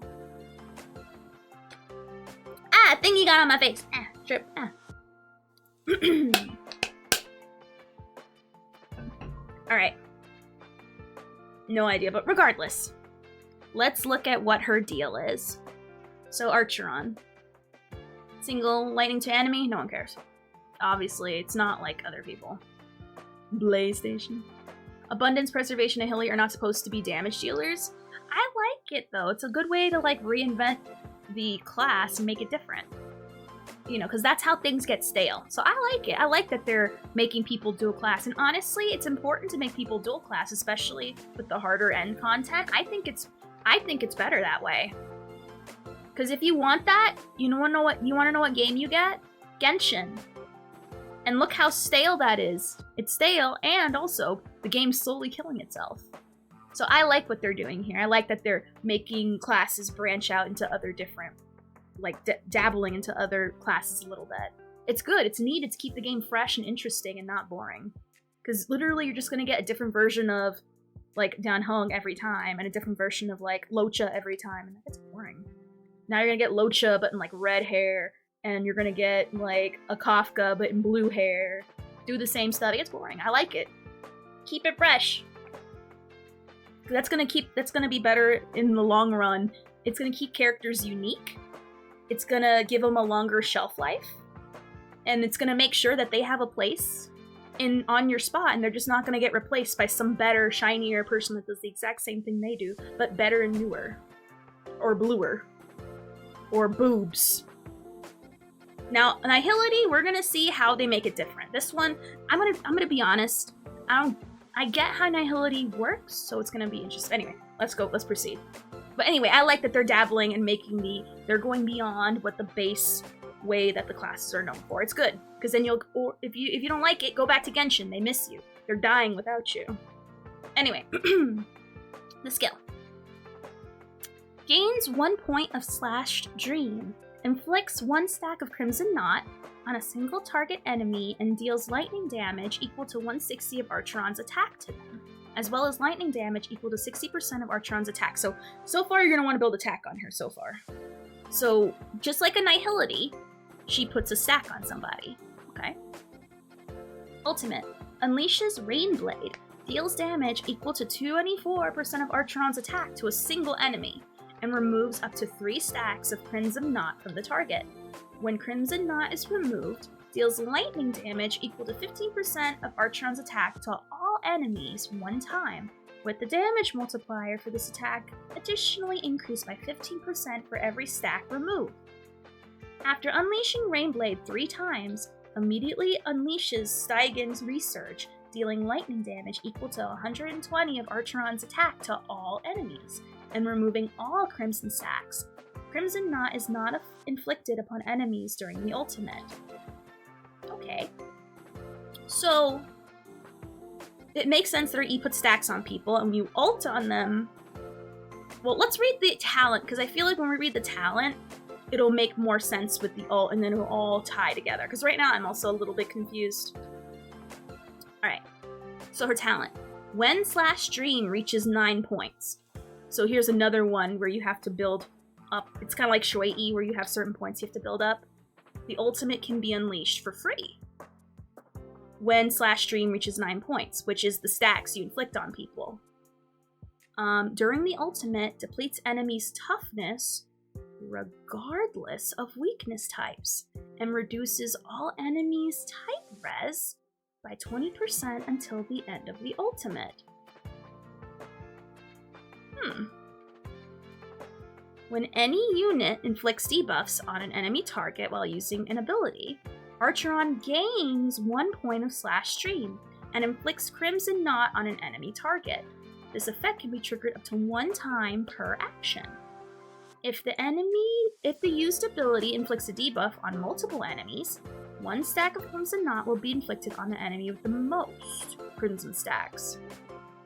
When Archeron is on the battlefield, and after an enemy target leaves the battlefield or is defeated, their Crimson Knot stacks will be transferred to the enemy target with the most current Crimson Knot stacks. Okay, so... I don't think it says how much the energy costs here. I remember on Yatta I would say so, but here it really doesn't say. But, so, obviously, if you're gonna build a team for Archeron, you're gonna want to build her with other Nihility. It's debuffs. Because there is no energy cost. Well, it doesn't show on Adventurine's either, but his clearly costs stuff. So, wait. So So she doesn't. All right. It's hard to tell if it's the website or just her, but okay, apparently it's her. All right. So then, obviously, you're gonna want to build her. I can immediately see a use for Silverwolf because she quickly inflicts debuffs on people. She gains 1 point of Slash Dream and inflicts Crimson Knot on an enemy target. 1 time, I guess, per action, which means per every ally's turn. Yeah, she don't need Ting Yun or Hua Hua, but she does need a lot of people to inflict debuff, so obviously, your Pelas, your Gwenaifans, your Silver Wolves. Okay. She just applies to. Alright, so, because you're gonna want as many of them to, you know, build these 9 points as quickly as possible.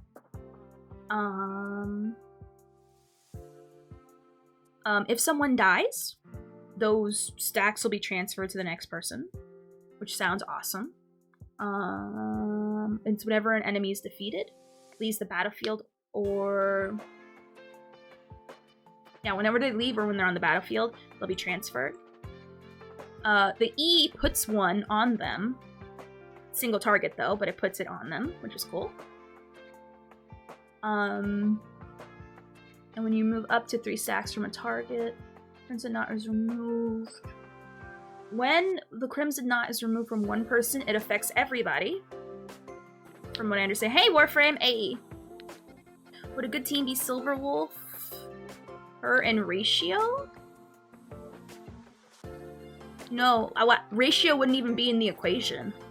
Archeron is a standard DPS. She will need a standard hyper carry kind team. So I would say Pela, Silver Wolf, sustain of your choice, and her. Or any other debuffer that you may have. I always stack debuffs with my Archeron. I don't know why people tell me death is one. So I would say, yeah, probably Pela, Silver Wolf, and, because you're gonna want her to eat every turn to keep up those stacks. Also, as a Quantum Supremacy follower, she's way closer to not caring for weakness to my liking. She, I completely forgot. When she ults, she ignores weakness types.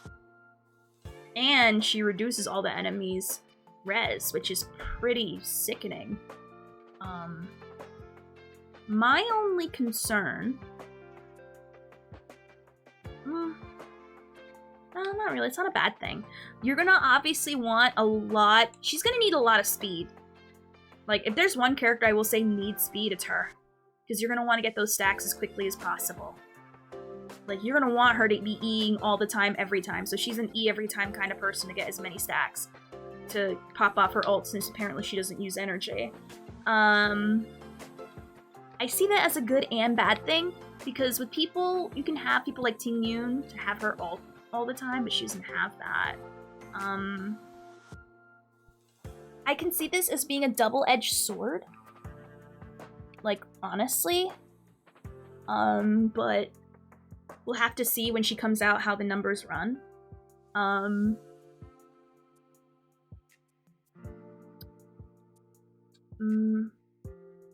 It can be broken if you know how to build it, but then again, anything can be broken in a vacuum. Incessant Rain Silver applies 4 stacks with 1 E. Well, remember, you only get 1 point per action, so... I don't know, like, you know, you can put, like, many debuffs in 1 turn, but... Then again, I don't know what that means when it says 1 point per action. I don't know if that means 1 time per turn. Or maybe you ult and then you Q and it counts as 2. Like, we gotta see it in practice to see how it calculates the dots. I know blah blah blah, beta test blah blah blah. I'll say this once and I'll say this a million times more. Ignore the beta test numbers. It's the live numbers that matter. Because those are the real ones we're going to be getting. But once she comes out, we get our hands on her, and we see how she gets those points more accurately, then we'll be able to tell which characters are better for her. But off the cuff, I would say you want her with 2 other Nihility people. You want her with 2 other Nihility people. Like, for sure, that gives debuffs. Which, again, Pela, for sure. Your Silver Wolf or Gwenaifan. Yeah, because she has Fire Kiss, that's why. If all enemies combined have 9 stacks, she ults. We gotta see, because right now, again, it's too early to say. Obviously, she's still cooking. She's still in the oven. But I gotta, it's just like, what's his face? Argenti. People said he was gonna be broken, and honestly, I have to wait to see it in practice, and when he comes out to see it, because people were saying, oh, he's gonna be great, oh, he's gonna be this, oh, he's gonna be that. But, you know, my feeling is that he needs a lot of help to get there. Otherwise, you're not gonna be seeing YouTube numbers. I'm not getting Argentine feelings as far as her not being good without 5-star help. I'm just saying I need to see it in action to see how it works. Because it's a little, like, confusing on its face. But then again, it's still in beta, so, you know. Looking at leaks, so what do you want? The Ultimate are counted on herself. They replaced her. Well, I want to see it in battle. I know how it's supposed to work, but I want to actually see it to make sense. I want to see it, like, in action for me to, like, fully grasp it. Because watch it works different compared to how it's read. And then we all look like, you know, people look like dummies. I think so, maybe she could. Archeron's way too high for Hoyo to drop the ball. For Hoyo to drop the ball. I'm reserving my judgment. She looks like good with Adventurine, though. Road deals an okay amount as a debuff. He doesn't put debuffs on people? Well, if anything, it'd be cool if there would be a healer that puts a debuff. Like, that'd be great. I'd put that with my ratio right quick. He doesn't put a debuff, though.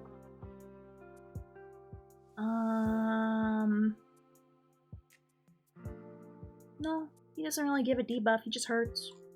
He hurts and puts shields and stuff. His ult is one way of giving a debuff. I don't think it's... Nah. His ult does? Let me see just to make sure. Because it's a lot to take in.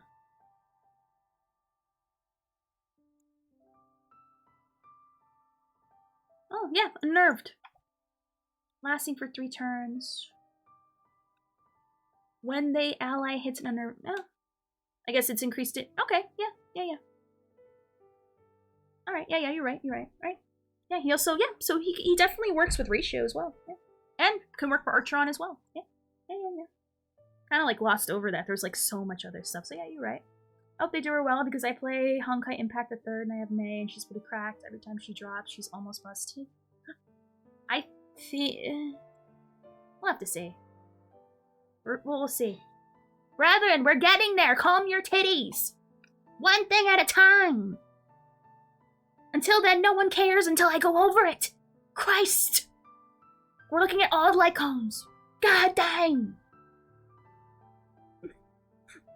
Hold on, wait, hold on, I got it even better. For listen here, you little shit. It's called build up. It's called getting there. It's called pacing. It's called building. God damn, let me do my craft. Hello, Kim, how you doing? I'm nice. I'm a nice person. I'm a very nice person. I give to charity. And by giving, I mean I think about it. I don't immediately press no when I say I don't donate to orphans. I hesitate before I hit no.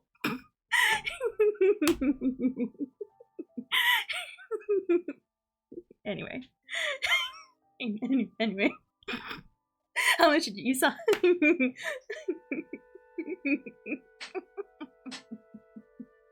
Anyway. Aw, thank you, Pants.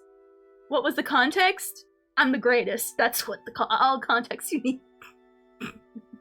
The only negative about the beta test is that they put the best of the best, so when people don't see them hits these numbers, they get upset. I think people are just hyped due to the history of May. I think so too. I think, aw, thank you, brother. Okay, I'll unthrow you now. I don't know how I'll do it, but I'll find a way. But yeah, so, I think because it's right in May, she's gonna do great no matter what she does.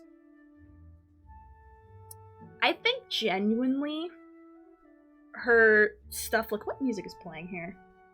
This is not Spacewalk. This sounds Genshin-y. It is Genshin. Get out of here. Get out of here. No one wants you here. Christ. I was gonna say, that's freaking Genshin. Get that out of here. I kind of hope Dea. I'm gonna be honest, I have a feeling. I think she might be Dea'd. Now, I don't wish the Dea-ness on her, but I think it'd be funny if they did pull a Dea. Dea's a great character, though, don't get me wrong, but I think, if anything, realistically, she's gonna come out fine. And that'll be a problem for people. It's not busted, though. I don't think it's as busted as people are saying, but it's very unique and very fun and very different. I think she's gonna be fine, and that's a big problem with people. Because remember what we said earlier. Fine means bad. Fine is not bad. Fine is good, especially if it's fun. Because literally, like, when I play in Bibiter Lune, people say, oh, this gameplay looks boring. Well, it's not to me because it's juggling skill points, which is fun. I like having to skill point manage. It's fun for me. It's a fun challenge. But, you know, when you see me do it and I'm always doing 3s in a row, it looks boring. Hey, you doing double A? So, yeah, I heard she was buffed today. I'm gonna be honest. I don't know what the exact numbers were before. I don't even know about them where they are now. What matters... Ophi, shout out to Ophi for... Aw, stop. I appreciate it. She's applying 1 mark per debuff, not limited to 1 per action. It does say right here, right now. When any unit inflicts debuffs on an enemy target while using an ability, Archeron gains 1 point of slash stream and inflicts Crimson Knot on a target enemy. It can be triggered 1 time per action. I don't know what 1 time per action means. I'll be honest. If the used ability inflicts a debuff on multiple enemies, 1 stack of Crimson Knot will be afflicted on an enemy with the most. So, I'm gonna be honest, I don't know what this means, so I'll have to wait till she comes out to see it in action. It's not gonna be that busted, but imagine her actually destroying numbers like crazy. I'm gonna be honest, you can make any character look good in a vacuum. And I think that's what you're gonna see when she's released, but actually she's okay. Case in point, Shui-Yi. Shui-Yi, put in the perfect vacuum, looks like she can destroy, but really, she needs way too much investment, she needs way too many perfect rerolls to reach those numbers normally. So, yeah. I like hearing about the buffs and debuffs, so it's fun, but I ignore those numbers because what really matters is upon release. Because that's when the numbers actually matter. No matter how good they are, I got Hua Hua. Aw, Spooner and a lot of people here would agree with you. It means if Pela uses her skill with pearls, she inflicts the stack, but she uses her ult immediately after. She doesn't inflict the debuff. My eyes glossed over when I heard that. I'm only gonna pull on 2.1 because I want Daddy Gallaghar. Base incorrect. My Shui-Yi at 500k. Shui-Yi is only broken in the most perfect of conditions, which it's like really hard for normal people to get. She won't be reaching those numbers with like normal and even like to middle to slightly not good relics. We're talking about characters that have middle to okay relics and can still destroy. Whereas the Shui-Yi, not so much. Because she needs way too much investment. Now, if you put the investment into her and you manage to work on her, of course she can reach those numbers easily, but your Shui-Yi is a cut above everybody else's. Have you seen the Kafka who lagged the game? There's a Kafka who lagged the game? Tell me about that, I don't know. But yeah, if you know what you're doing, honestly, you can say that for any character. If you give them the perfect relics and the perfect team, anyone can destroy. Which is what I think is beautiful about Star Rail. But I'm talking about the most average, basic experience anyone will get. Not the most perfect situations that a ton of people won't get. But your Shui-Yi is probably the best one ever. Like, your Shui-Yi probably is a YouTube Shui-Yi, which means she's sexy. But my Shui-Yi is gonna suck. Because I can't get those perfect stuff, and I don't have, like, the best stuff for her. I won't lie. I feel like HSR CC will overlay will sell her and she's busted Perhaps. Also, if you triple up on Harmony, true. But yeah, but unironically, if you put average input into a Shuai, she's not gonna pop off. Now, obviously, above an average, then obviously anyone would, because, you know, you gave them the extra stuff to succeed. But yeah, Runmei doesn't care for gameplay ability. True. Alright, let's read about the Eidolons now. I'm sorry, the skills, sorry. What the heck? There's like a lot more words here. Oh, it's just numbers I don't care about. Hey, well, welcome back, Pika. Welcome back. Alright, let's look at the technique now. I'm free to play with the E3 Dan Hung because I love him. I'm also free to play. Also, congrats on the E3 Dan Hung. What do you run on him? What weapon? I'm assuming you have his Siggy at S3. I'm also free to play. Trust. Don't look at my credit card history. Trust. Anyway, let's look at her technique. Attacks the enemy. At the start of every wave, deals lightning damage to all enemies, as well as reduce the toughness of all enemies, irrespective of weakness types. Ooh. When inflicting weakness break, triggers the lightning weakness break effect and causes Archeron to gain 1 point of slash stream and inflicts 1 stack of Crimson Knot on a single random enemy the next time her ultimate is cast. If the enemy has red karma, they will be immediately defeated and will not enter combat. So this is what I've been hearing about. The technique point is not spent if the attack does not hit an enemy. So the technique is the one that got buffed today. It didn't use to reduce toughness. Snap.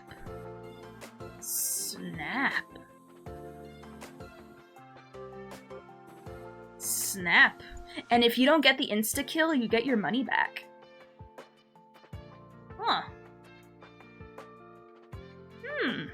To me, I think this is more important. At the start of every wave, it reduces the toughness of all enemies, respective of weakness types. I think this is way more important. Obviously, you know, the stacks are important too, but to me, this is what, like, really makes it here for me. Every wave. Because usually most techniques, you only benefit from the beginning of the fight. But here, it's every wave, regardless. You can be like 10 turns in and you're still getting the benefit of the technique. That is pretty cool. I mean, yeah, killing someone automatically, but there's a chance for it to fail, so I don't know. But it's cool that it's regardless of weakness types, too. That's pretty good. That is pretty good. That technique, pretty goated, I'll be honest. That's sick. And it adds to the stacks, which, you know, obviously for her is important. Which is really cool. Alright, let's look at the trace abilities. When Rain Blade from Archeron's ultimate hits enemy targets with Crimson Knot, her damage increases by 30%. Up to a maximum of 3 stacks, lasting for 3 turns. Also additionally deals 6 hits of damage when Stygian Surge is triggered. Every hit deals lightning damage equal to 25% of Archeron's attack to a single enemy target, and is viewed as ultimate damage. So you're gonna want to build, like, attack on her. I can see it. This could be... Who did y'all main before starter after getting y'all's 5-star main star? I'm gonna be honest, I mostly main 4 stars. Before I got my 5 stars now. Yeah. And I still use some of them 4 stars today, but the problem is I keep leveling up other sustains or supports that I keep getting, and then the people who I want to finish, who I used in the past, are being put on the back burner. But I used a lot of Dan Hung back then. I actually used a lot of Hook back then before I switched to Himiko because I felt bad. I was, like, treating my Himiko like crap. But who did I use before? I don't even remember who I used before that. Yanqing. Oh, I used Yanqing. I used a lot of him. Oh god, I just remembered. I used him so much. And Welt. Well, I was using Welt as a main DPS. He is crazy with his damage. I used him a lot as my DPS before I got Dan Heng. Like, he was insane. Like, it's great how you can build him as a DPS or support and he'll work just as good. Trying to figure out what else. Yeah, no, yeah, just mostly him. Yeah, it was Welt and Yanqing for me. When there are half other characters following the path of Nihility in the team, increases damage of Archeron's basic attack, skill, and ultimate by 115 or 160 of the original damage. This is huge right here. This is huge right here. So, you have to build her with other Nihility. It is not a suggestion, it is a requirement to be doing more damage for no reason. So half the other characters following the path of Nihility.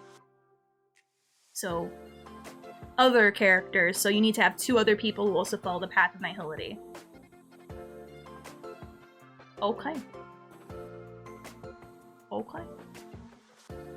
Yeah, her and 2 more. So again, Silverwolf,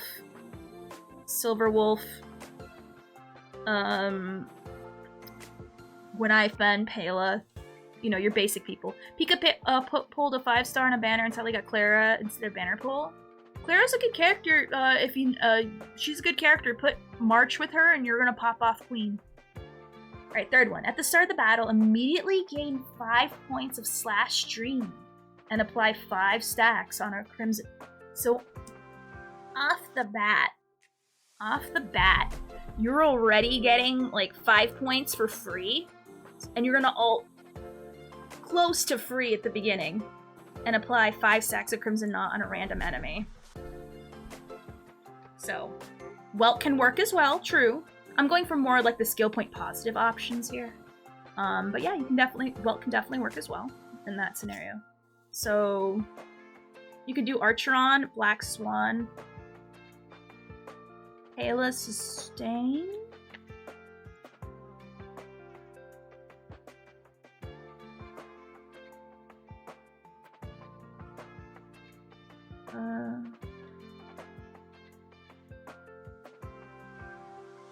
I guess, yeah, the Arcana works, I suppose.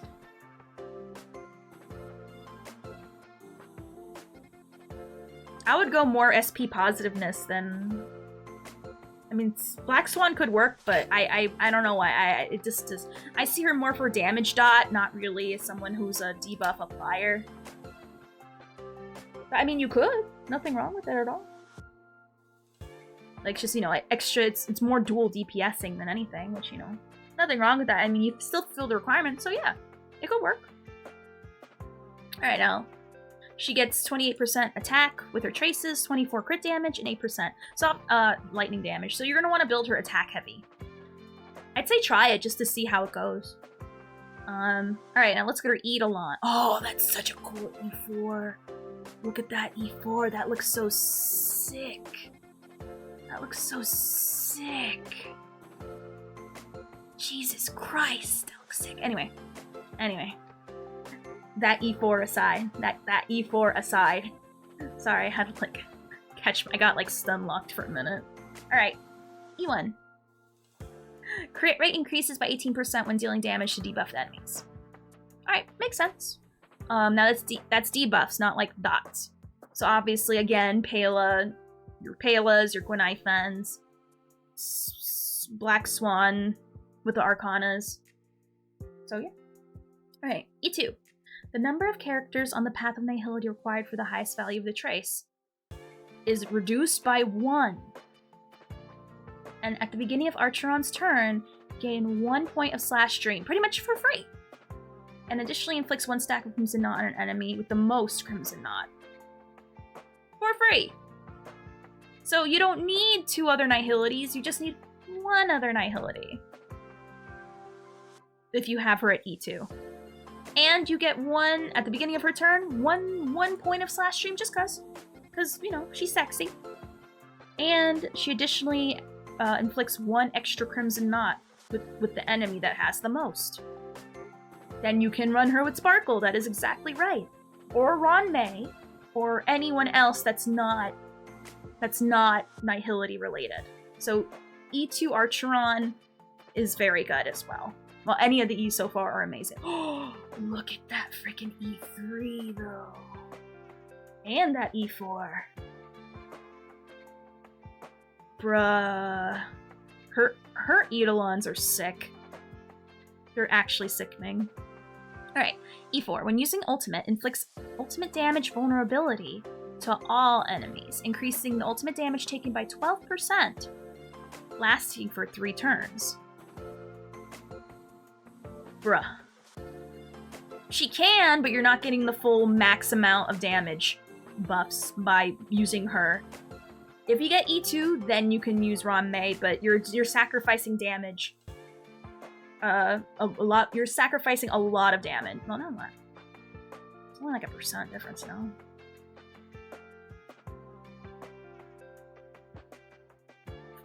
You're sacrificing 55% less damage by putting Ron May in there. Because if you only have 1, you get 115, and if you go with 2, you get 160. So that's 45%. Oh, my mental math's so bad. Yeah, you're sacrificing 45%, which is, I don't think sacrificing 45% damage is worth Ron May. Unless you're going for survivability. I'm sorry, who would have thought? My mental math is off. I thought it was 45, but it didn't feel right at the time. So I murder math and reading. Everyone is equal in the eyes of my wrath. If I don't, then that's racism. And are you advocating racism here? Wave the finger. No, no, no. Advocating racism. Not here. Everyone's equal in the eyes of my wrath. Unless Hoya releases a pseudo-nihility harmony, I mean, it's a potential idea for the future. Don't moida the language. Like I said, no racism here. Alright, now let's look at the E6, which looks stunning, by the way. One thing that she has is a ton of style. Style up the wazoo. The ultimate's crit damage is increased by 60%, and the damage from Archeron's basic attack and skill will also be considered as ultimate damage. Bruh. I can easily see how that's broken in SU. Because there's specific blessings that raise your crit damage. That's like the Erdder class, she will like wreak mad havoc. If I remember, that's the one. I forget which one does. I think that's the one.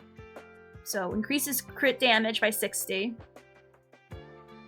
Everything is considered everything's an ultimate. Everything's an ultimate. Everything and anything. I sneeze, it's an ultimate. I like hock a loogie, ultimate. I eat my bagel, ultimate. Everything. Oh my god. Oh my god, I can't. I mean... Oh god. Or you can do Elation and get the cat's cradle that makes it true. True. Everything is an ult. That is right. You could do that as well.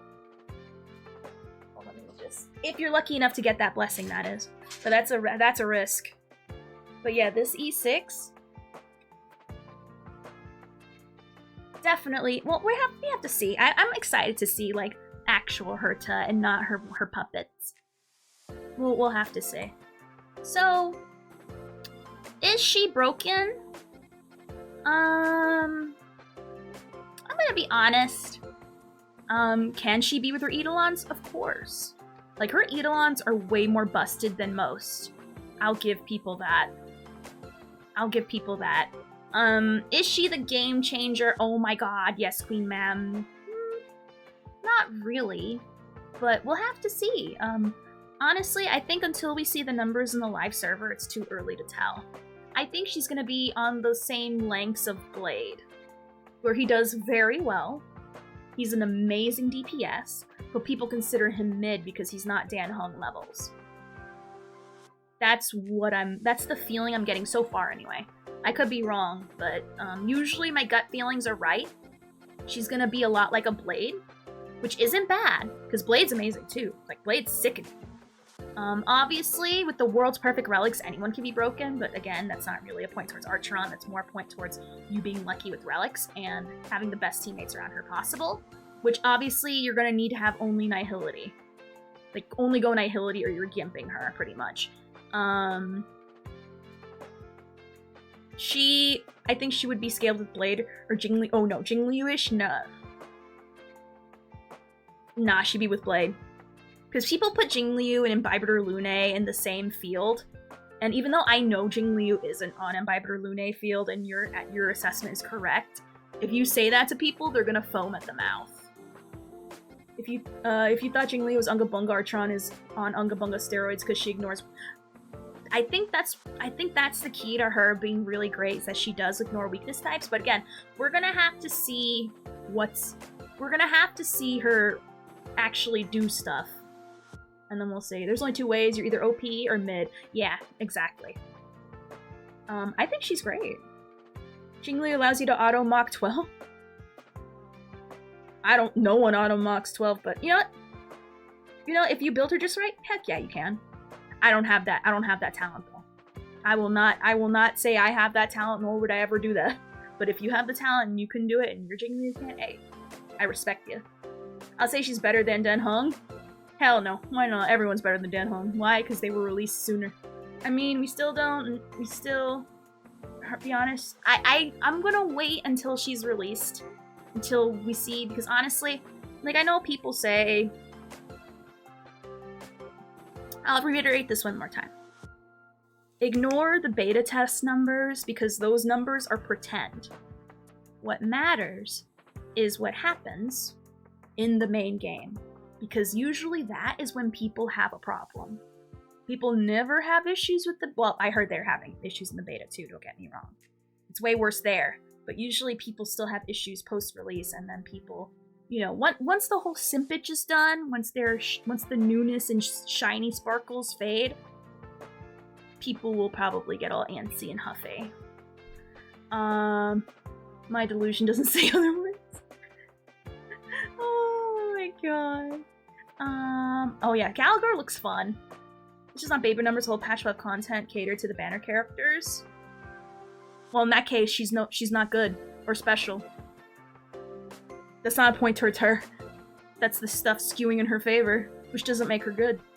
So again, like, if we can't judge her by that, well, I'm gonna be honest. Mach is always and PF is kowtowed towards the newest character. How well she does in Mach doesn't matter. It's how well she does in the next Mach that's not kowtowed towards her, where the real tests come out.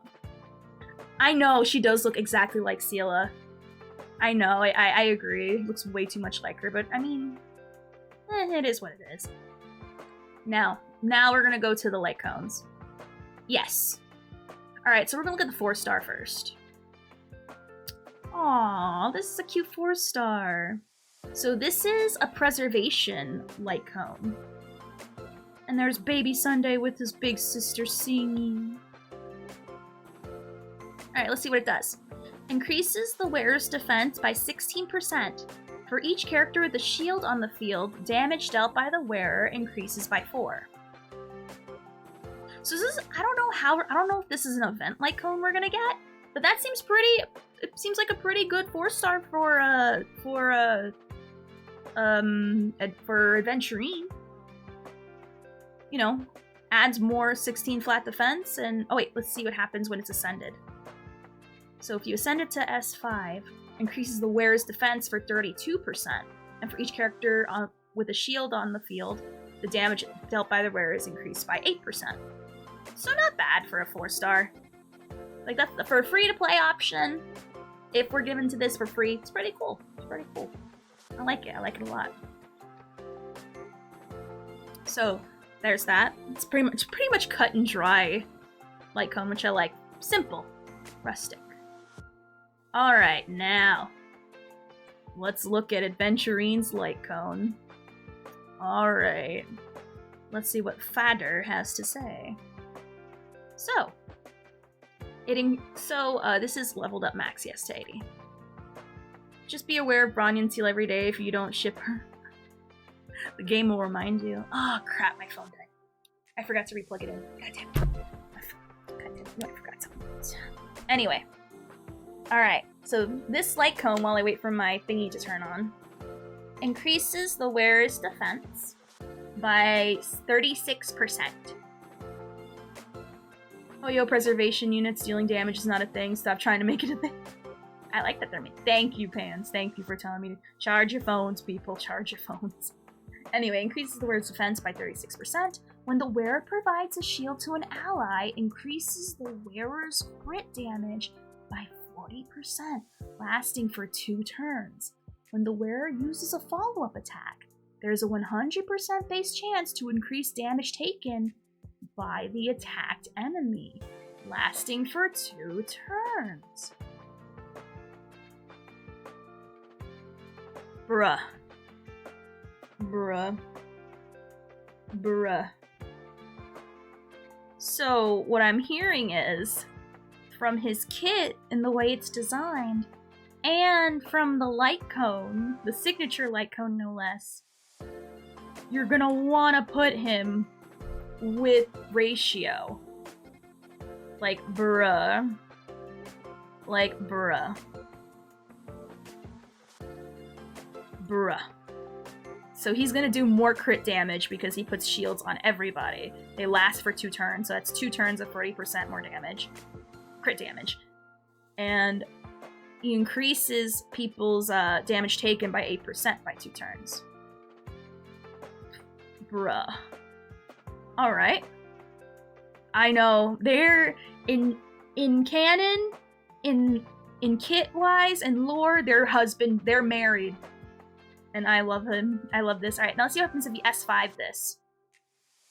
Now, if you were to S5 Adventurine's Light Cone, you get 60% defense, and you get 64% increased damage, lasting for 2 turns, and a 12% increase in damage taken. Adventio? I don't remember their name. So, bruh. Bruh. Bruh. Bruh. This is insane. This is crazy. I love this. This is fantastic. You can easily put this on Japar won't really fully benefit, but you know, still. It's cool. I like it. It's rustic. Simple. Adventurine doesn't need speed. Like, he really doesn't need speed. Like, genuinely, he doesn't. Is it nice? Sure, but I would not prioritize that more. Can you? Sure. Just, like, literally just defense. Like, you just need defense on him and you'll be fine. Because he has follow-ups. If anything, you want everyone else to get hit more. So, you can put speed if you want, but don't AF. Again, like we said this earlier, not all characters need speed, and Adventurine is one of them. More speed to alt? No, that's what ER ropes are for.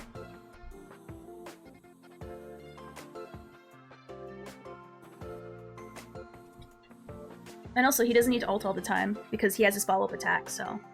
That's where a lot of his power also seems to be coming from. Is this a blade situation where, no, you mean, remember, it's not a blade situation, it's a Dan Heng situation, where attack ball is better than damage boost. Or, I'm sorry, imaginary boost. Remember, in our test that we did, the attack ball statistically did more damage than the imaginary damage. So I think here it's gonna be a defense, that same situation where defense will benefit way more here. Some do, but not all. To be honest, it makes you think what people in his homeworld have done to other people. That's what I want to know. Like, genuinely, that's what I want to know. I want to know the lore about his planet. So I'm hearing here is full defense or ER rope. Yes. Yes. Yeah, so I'm definitely gonna, because I love it, I was gonna pull for him and his weapon anyway, but reading it, I'm gonna especially be pulling for him and his weapon. I'm sorry, Topaz, but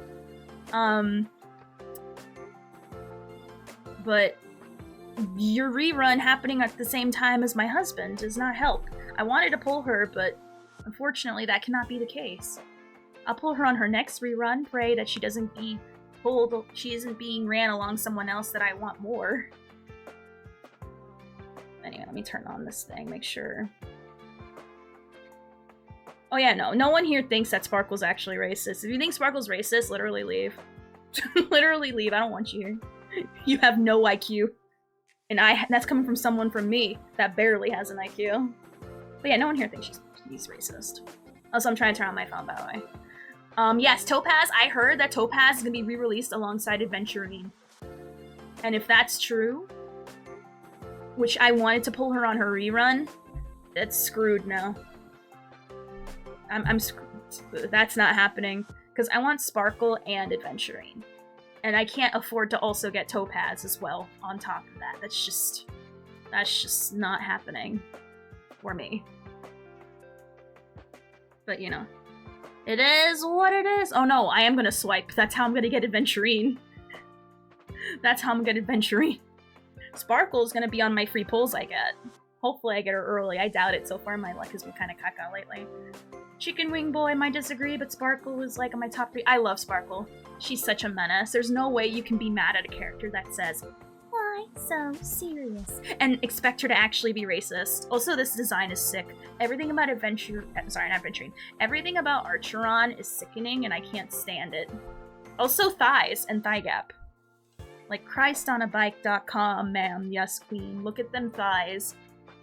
This design is sick. Also, I'm trying to turn on my phone. I'm not staring at it. I promise you, I'm not just hovering on the thighs because, you know, thighs. I'm trying to like turn on my phone, but my phone is refusing to acknowledge my Wi-Fi for some reason, even though it's like not off. But my phone's like, it doesn't exist. It does. You're just being stupid. Like I might have to like turn on and off my phone again. I cannot fix Sparkle, but she could make me so much worse. No, nah, she's perfect the way she is.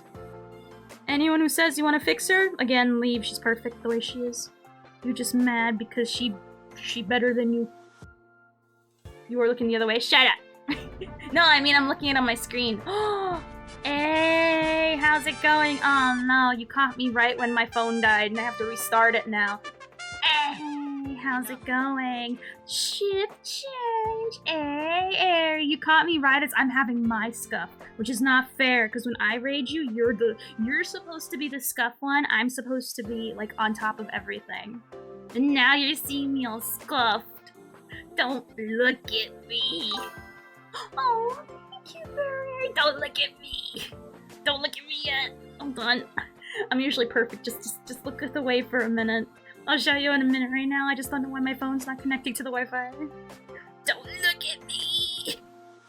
Also, thank you for raiding me. Hello, everyone. I'm Ophelia Sky. I do whatever I want. And right now, hey, Magnum! This was gifted sub from... Oh, thank you, Ben Chad. Anyway, but right now we're going over leaks for the next characters that are going to come out soon. And right now we're going over Lycone. Hey, now it connects to the internet. Right after Prairie Airy. It's Prairie Airy's raid. She fixed me. See, this is why you should follow Prairie Airy. She fixed my phone not being able to connect to the Wi-Fi. Also, Prairie Airy is so great. She is a friend of the channel. I like her. She puts up with me saying slurs all the time. And she does not get mad at me when I say them. Because I say them very liberally. I played League of Legends. The whole KYS slips out sometimes, but it's okay. I mean it lovingly and respectfully.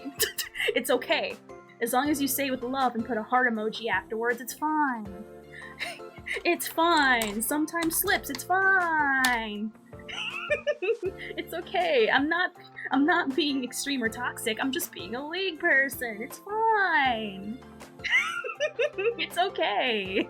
But yeah, Prairie Airy puts up with me, and you know what? Anyone that can put up with me is definitely worth the follow. She is so nice, so kind. Like, honestly, you should definitely, she is worth the follow. You're an idiot?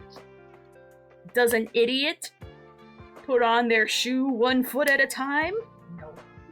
Reject. Oh my god. Haha, my Aeon base. But yeah, anyway, if anyone needs to go, self-care, I understand, definitely rest and stuff. If you want to stay and continue looking at the leaks with us, we're almost done. We're looking at the last, I think this is the last one, right?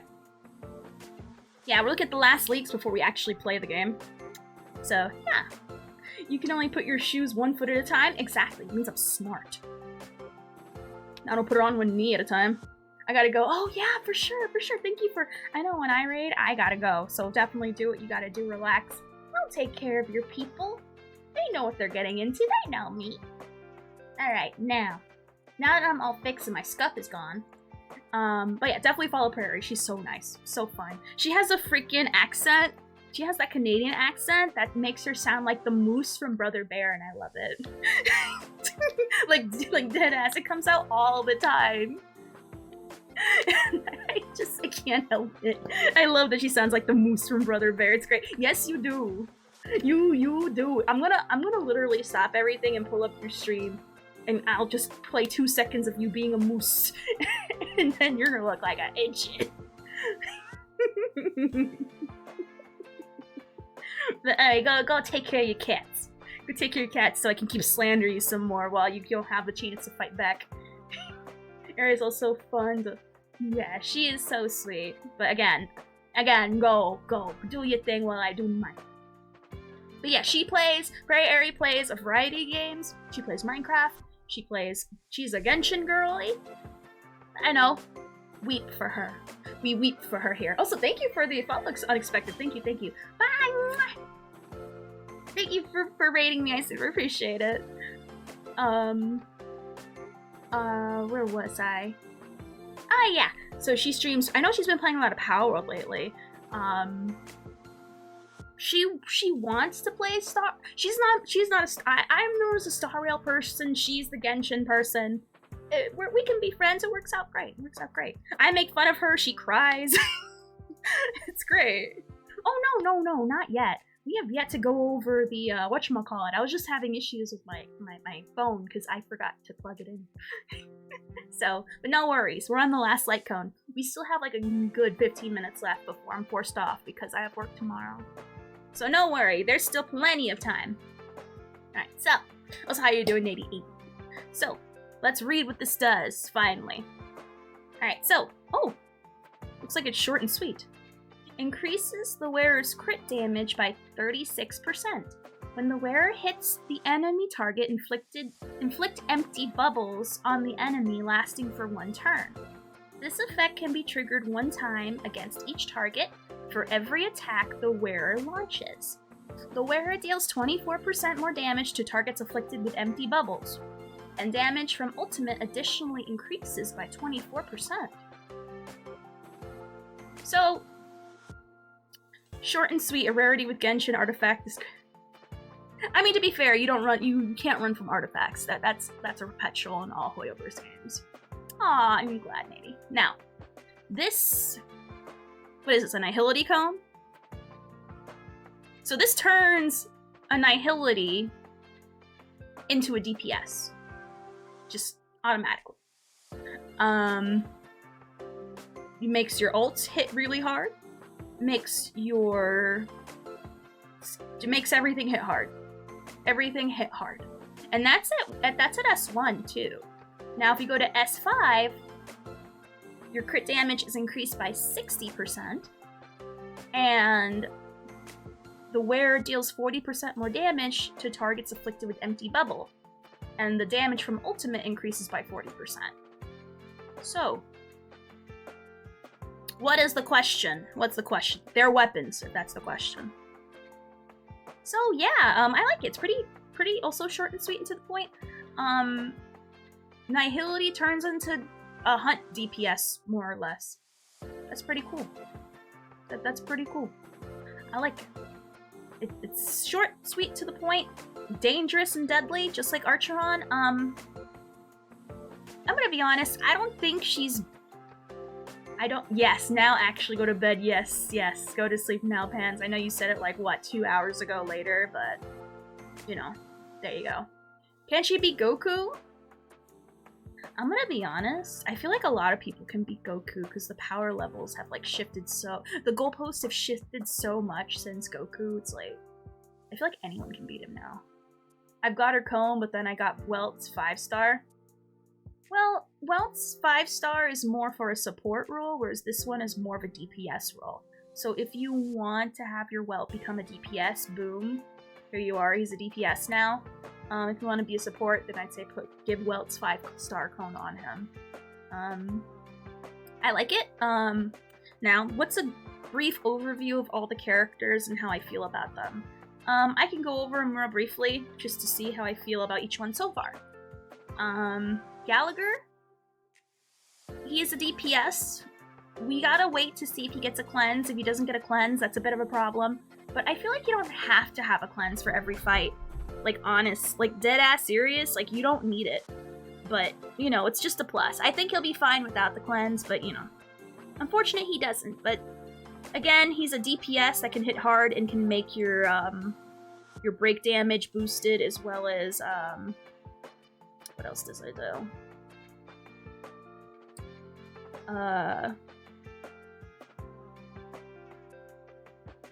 He heals whenever other people punch his marked enemies, so...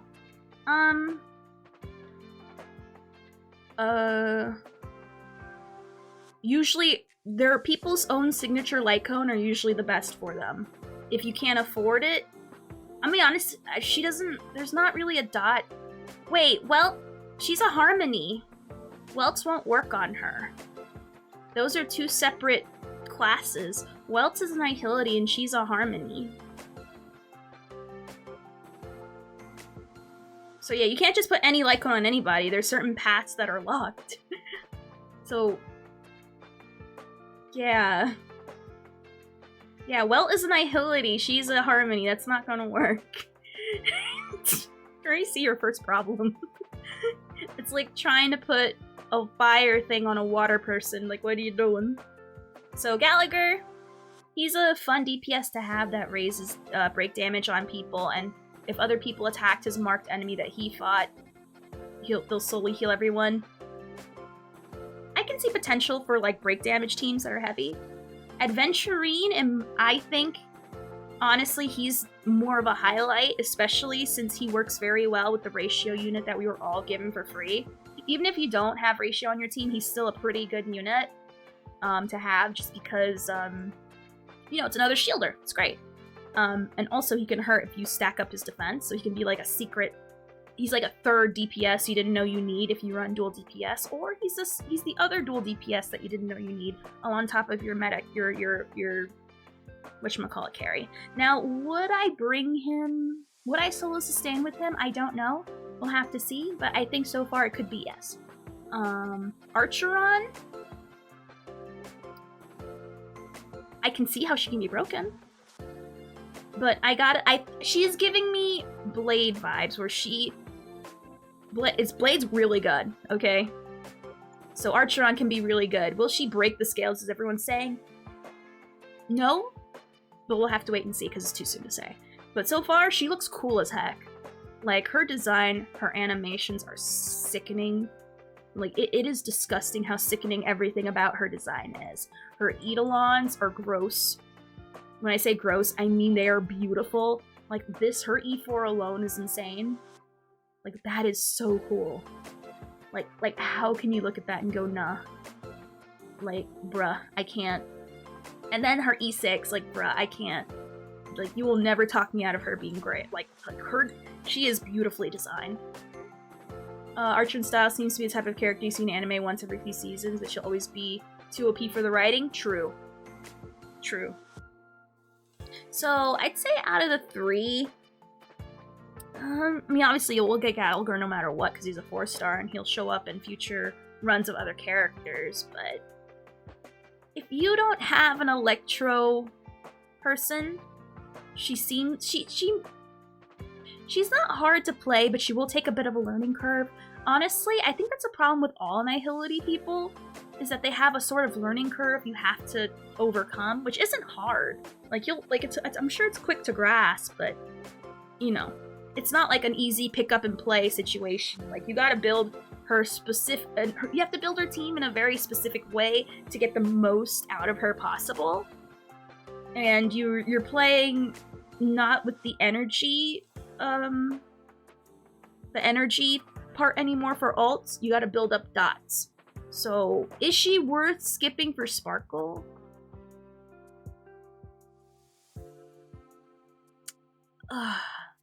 I honestly don't think so, but if you don't have an Electro person and you really have your heart set on her, then who am I to stop you?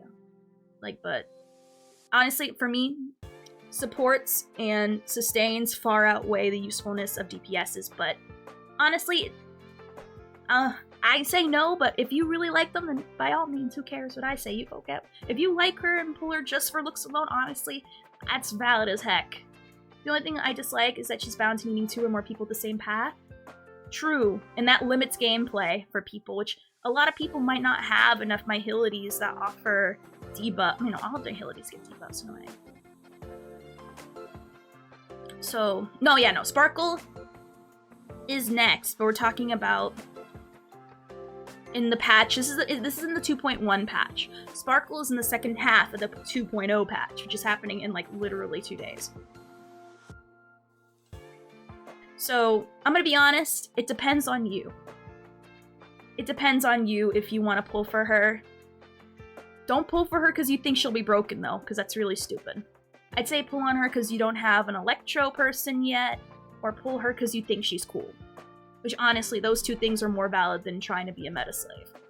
Or pull her because you think she's fun. Honestly, there's no wrong answer except if you want to be a meta slave. There is no wrong answer for pulling for her. It's all valid except for, you know, that one. Yeah, I have other 5 stars for this path. I was hoping to just keep my dot team separate from Archeron. Nah, Archeron will need... Well, the thing is with dot teams, those are hurt dots, whereas her, she needs debuffers, so you can have a fully dedicated dot team and a dedicated debuffer team. Because that's what I'm running with my ratio right now. If you look at it here, with how I built my, we're gonna look at the animations one more time for, Archeron, though, because they're sick as hell. They deserve, like, an encore. But I'm just gonna show you my current team I have real quick with, ratio. Let me just put in Archeron real quick. Because we gotta look at that one more time. That deserves an encore performance. Like, honestly. Like, I love Adventurine. I love him. He's, like, my favorite character of all time, but I have to bow whenever Archeron ults. Like, she demandeth, the queen of ults demandeth my respect, and I will pay my dues. I will pay my dues. Alright, so. Let me just... Alright. So where's my Blue Alhaitham team? Alright, so here's my Blue Alhaitham team, okay? Now for those who don't know how ratio works, for him, he does follow-up attacks, okay? His baseline for his follow-up attacks to hit are 40%. Every time you add a debuff on people, not a dot, it's raised by 20%. Now, how do I get it to 100% consistently? Well, I have Gwynaifen. Gwynaifen does apply a burn dot, but she also applies Fire Kiss, which is... Hold on, where is it? Right here. Which Fire Kiss counts as a debuff. Where is it? Right here. It has a 100% base chance to apply Fire Kiss to an enemy after their burn status causes damage. When afflicted with Fire Kiss, the enemy receives 0.7% increased damage, which lasts for 3 turns and can stack up to 3 times. So I have her there for the Fire Kiss purposes. So not only does she buff people, but she also hurts people as well, which is pretty cool. And I also, obviously, of course, have Pela here. Except, I run Pela with Pearls. I think Pearls is way much better, because I don't care about her being able to do damage. I care about being the most SP positive as possible. And what does this do in a nutshell? Well, when you queue people, you lower their defense. For free. Well, not for free.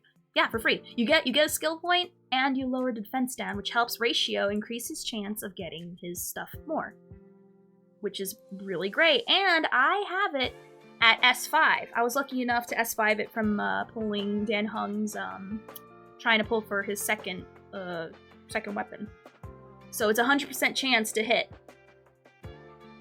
What's the percentage if it's not S5, though? Let's take a look at that, because I actually don't remember. Let's see. Agility like cones. 60%. 60%. So, yeah. What about Himiko? You want them to have the same name? Wait, what? Oh, you're talking about if they're the same? We don't know yet. We don't know if they're the same. There's a chance to because of Welt, but we don't know yet. We don't know yet. That's the thing. But it's fun to speculate, though. I think maybe. Maybe. So yeah. They apply debuffs that makes Ratio be able to 100% all the time. And I have Pela at E4, which means not only do we apply the defense down from the cone, but we also lower Ice Res, which also counts as a debuff. Oh no, I don't think so at all. For the purposes of Ratio, it's pretty good, and it stacks with her ult. So, like, if you queued before and you ult, now you have 2 defense downs. So no, not at all. That is completely false. I've been running that with her for a long time. Now, it's bad if you want to run her as a DPS, but honestly, Pearls is the way to go to be as SP positive as possible. So yeah. Yeah, I'm gonna add Gwei with him. You need a lot more effect hit rate with Pela. Usually I don't have a problem at 60%. Generally.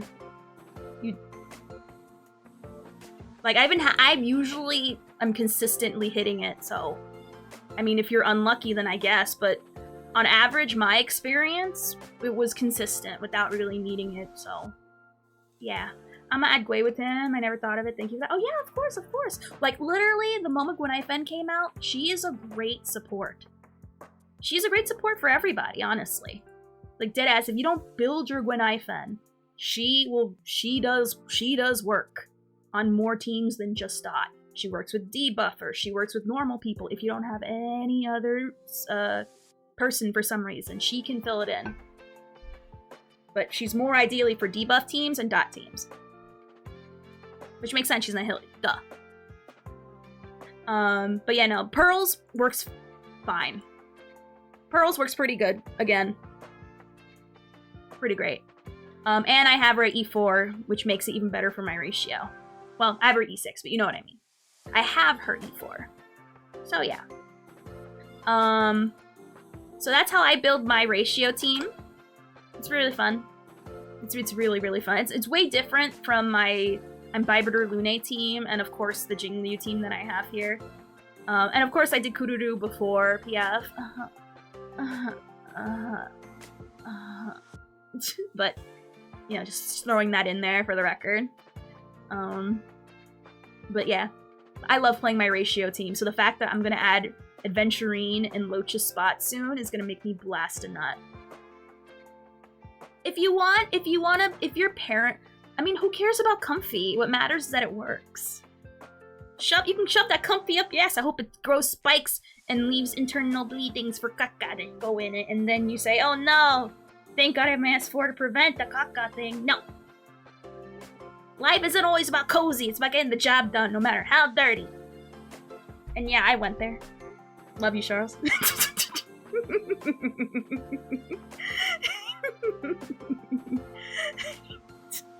Sorry. I went hard there. But you get my point. It works at S1. Obviously, the more S's you get, the better it is, the comfier it gets, but it still works even at S1. Was that a bum plug joke? Why, yes it was. Why, yes it was. Now. Now. We're gonna watch Archeron's thing. Because that shit's gorgeous. Like, I need an encore of that. I will remember this next time you're using Genuine. Crap. Take backsies. Take backsies. I didn't mean it. Fully. I meant some of it, not all of it. I hope it passes without incident. Alright, now we gotta, let's appreciate. Let's appreciate Archeron one more time, just because, it deserves an encore. Like, I literally can't. Like, I can't. It's sickening how cool she is. Like, I can't. Too cool.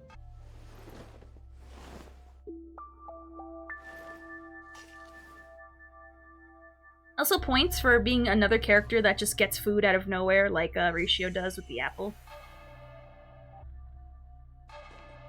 Just bruh. Can't. I can't. One thing that really annoys me though is the hair gap. I'm tired of seeing hair gaps in characters.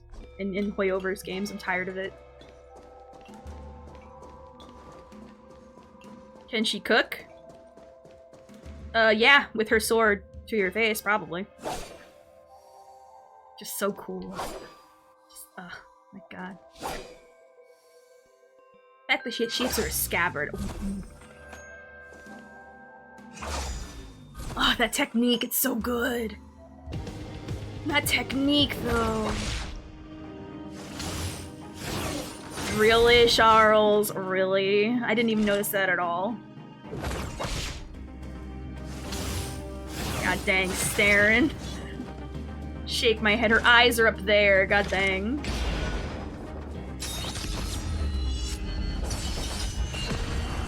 That's so cool. I can't. It's so cool.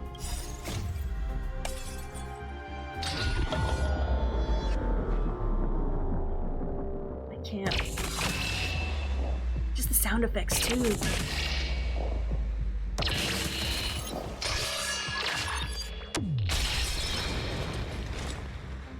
Just, bruh.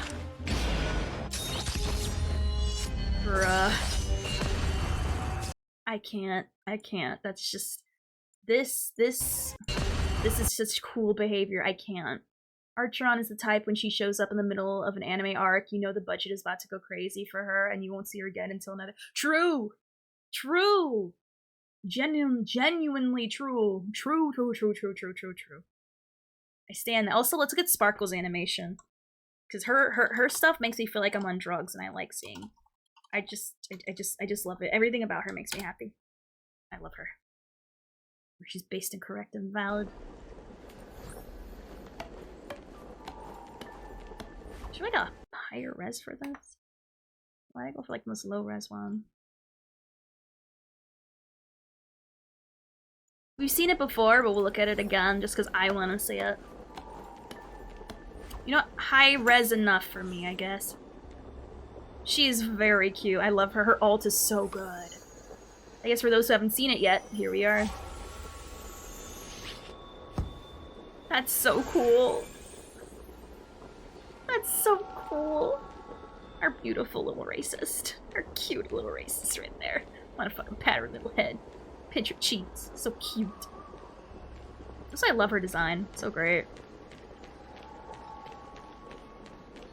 And she's so small. I think she's literally like Fu Xuan size. Which is really small. Actually, no, I think Fu might be shorter because she's wearing heels and Sparkle isn't. Oh yeah, no, she is deeply multifaceted, I agree. Like, you guys have all seen the Sparkle thing, right? Do you want to watch the Sparkle trailer again to close off the stream? Because that's terrifying. Have you ever watched Canary on the Iron Fortress? I have not heard about that. I hear about racist? She's not racist. But people say she is because of story reasons. She's not racist.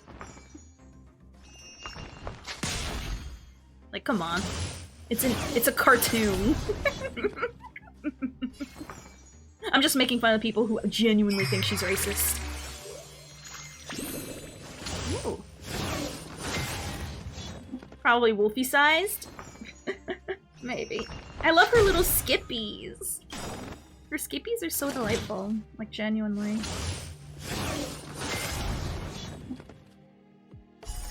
Now here's my favorite part.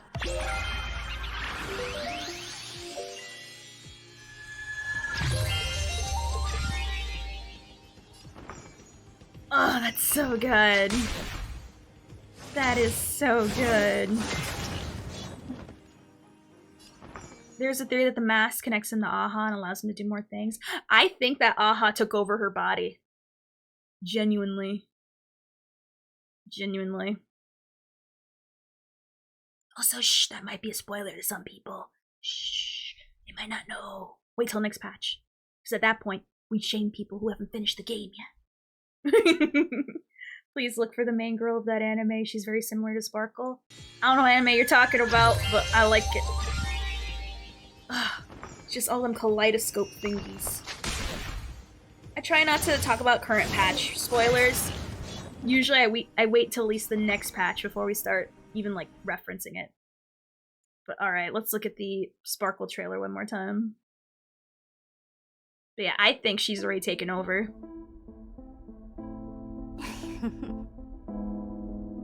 It doesn't matter who I am off stage. All the audience needs to know is that when I'm on stage, I'm just Sparkle. It's you, my beloved mask. When I'm happy, you're smiling too. When I'm angry, you're still smiling. I think she's a special case, but I think also he takes other people as well, but not as much as her. I think she's like the main... A veil that I can hide under. The one wearing the veil, that's Sparkle.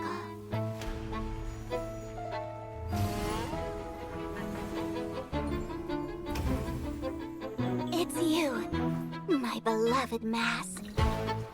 When I'm happy, you're smiling too. When I'm angry, you're screaming too. When I'm sad, you're crying too. You're like a mirror, showing my reflection. The one in the mirror, that's Sparkle.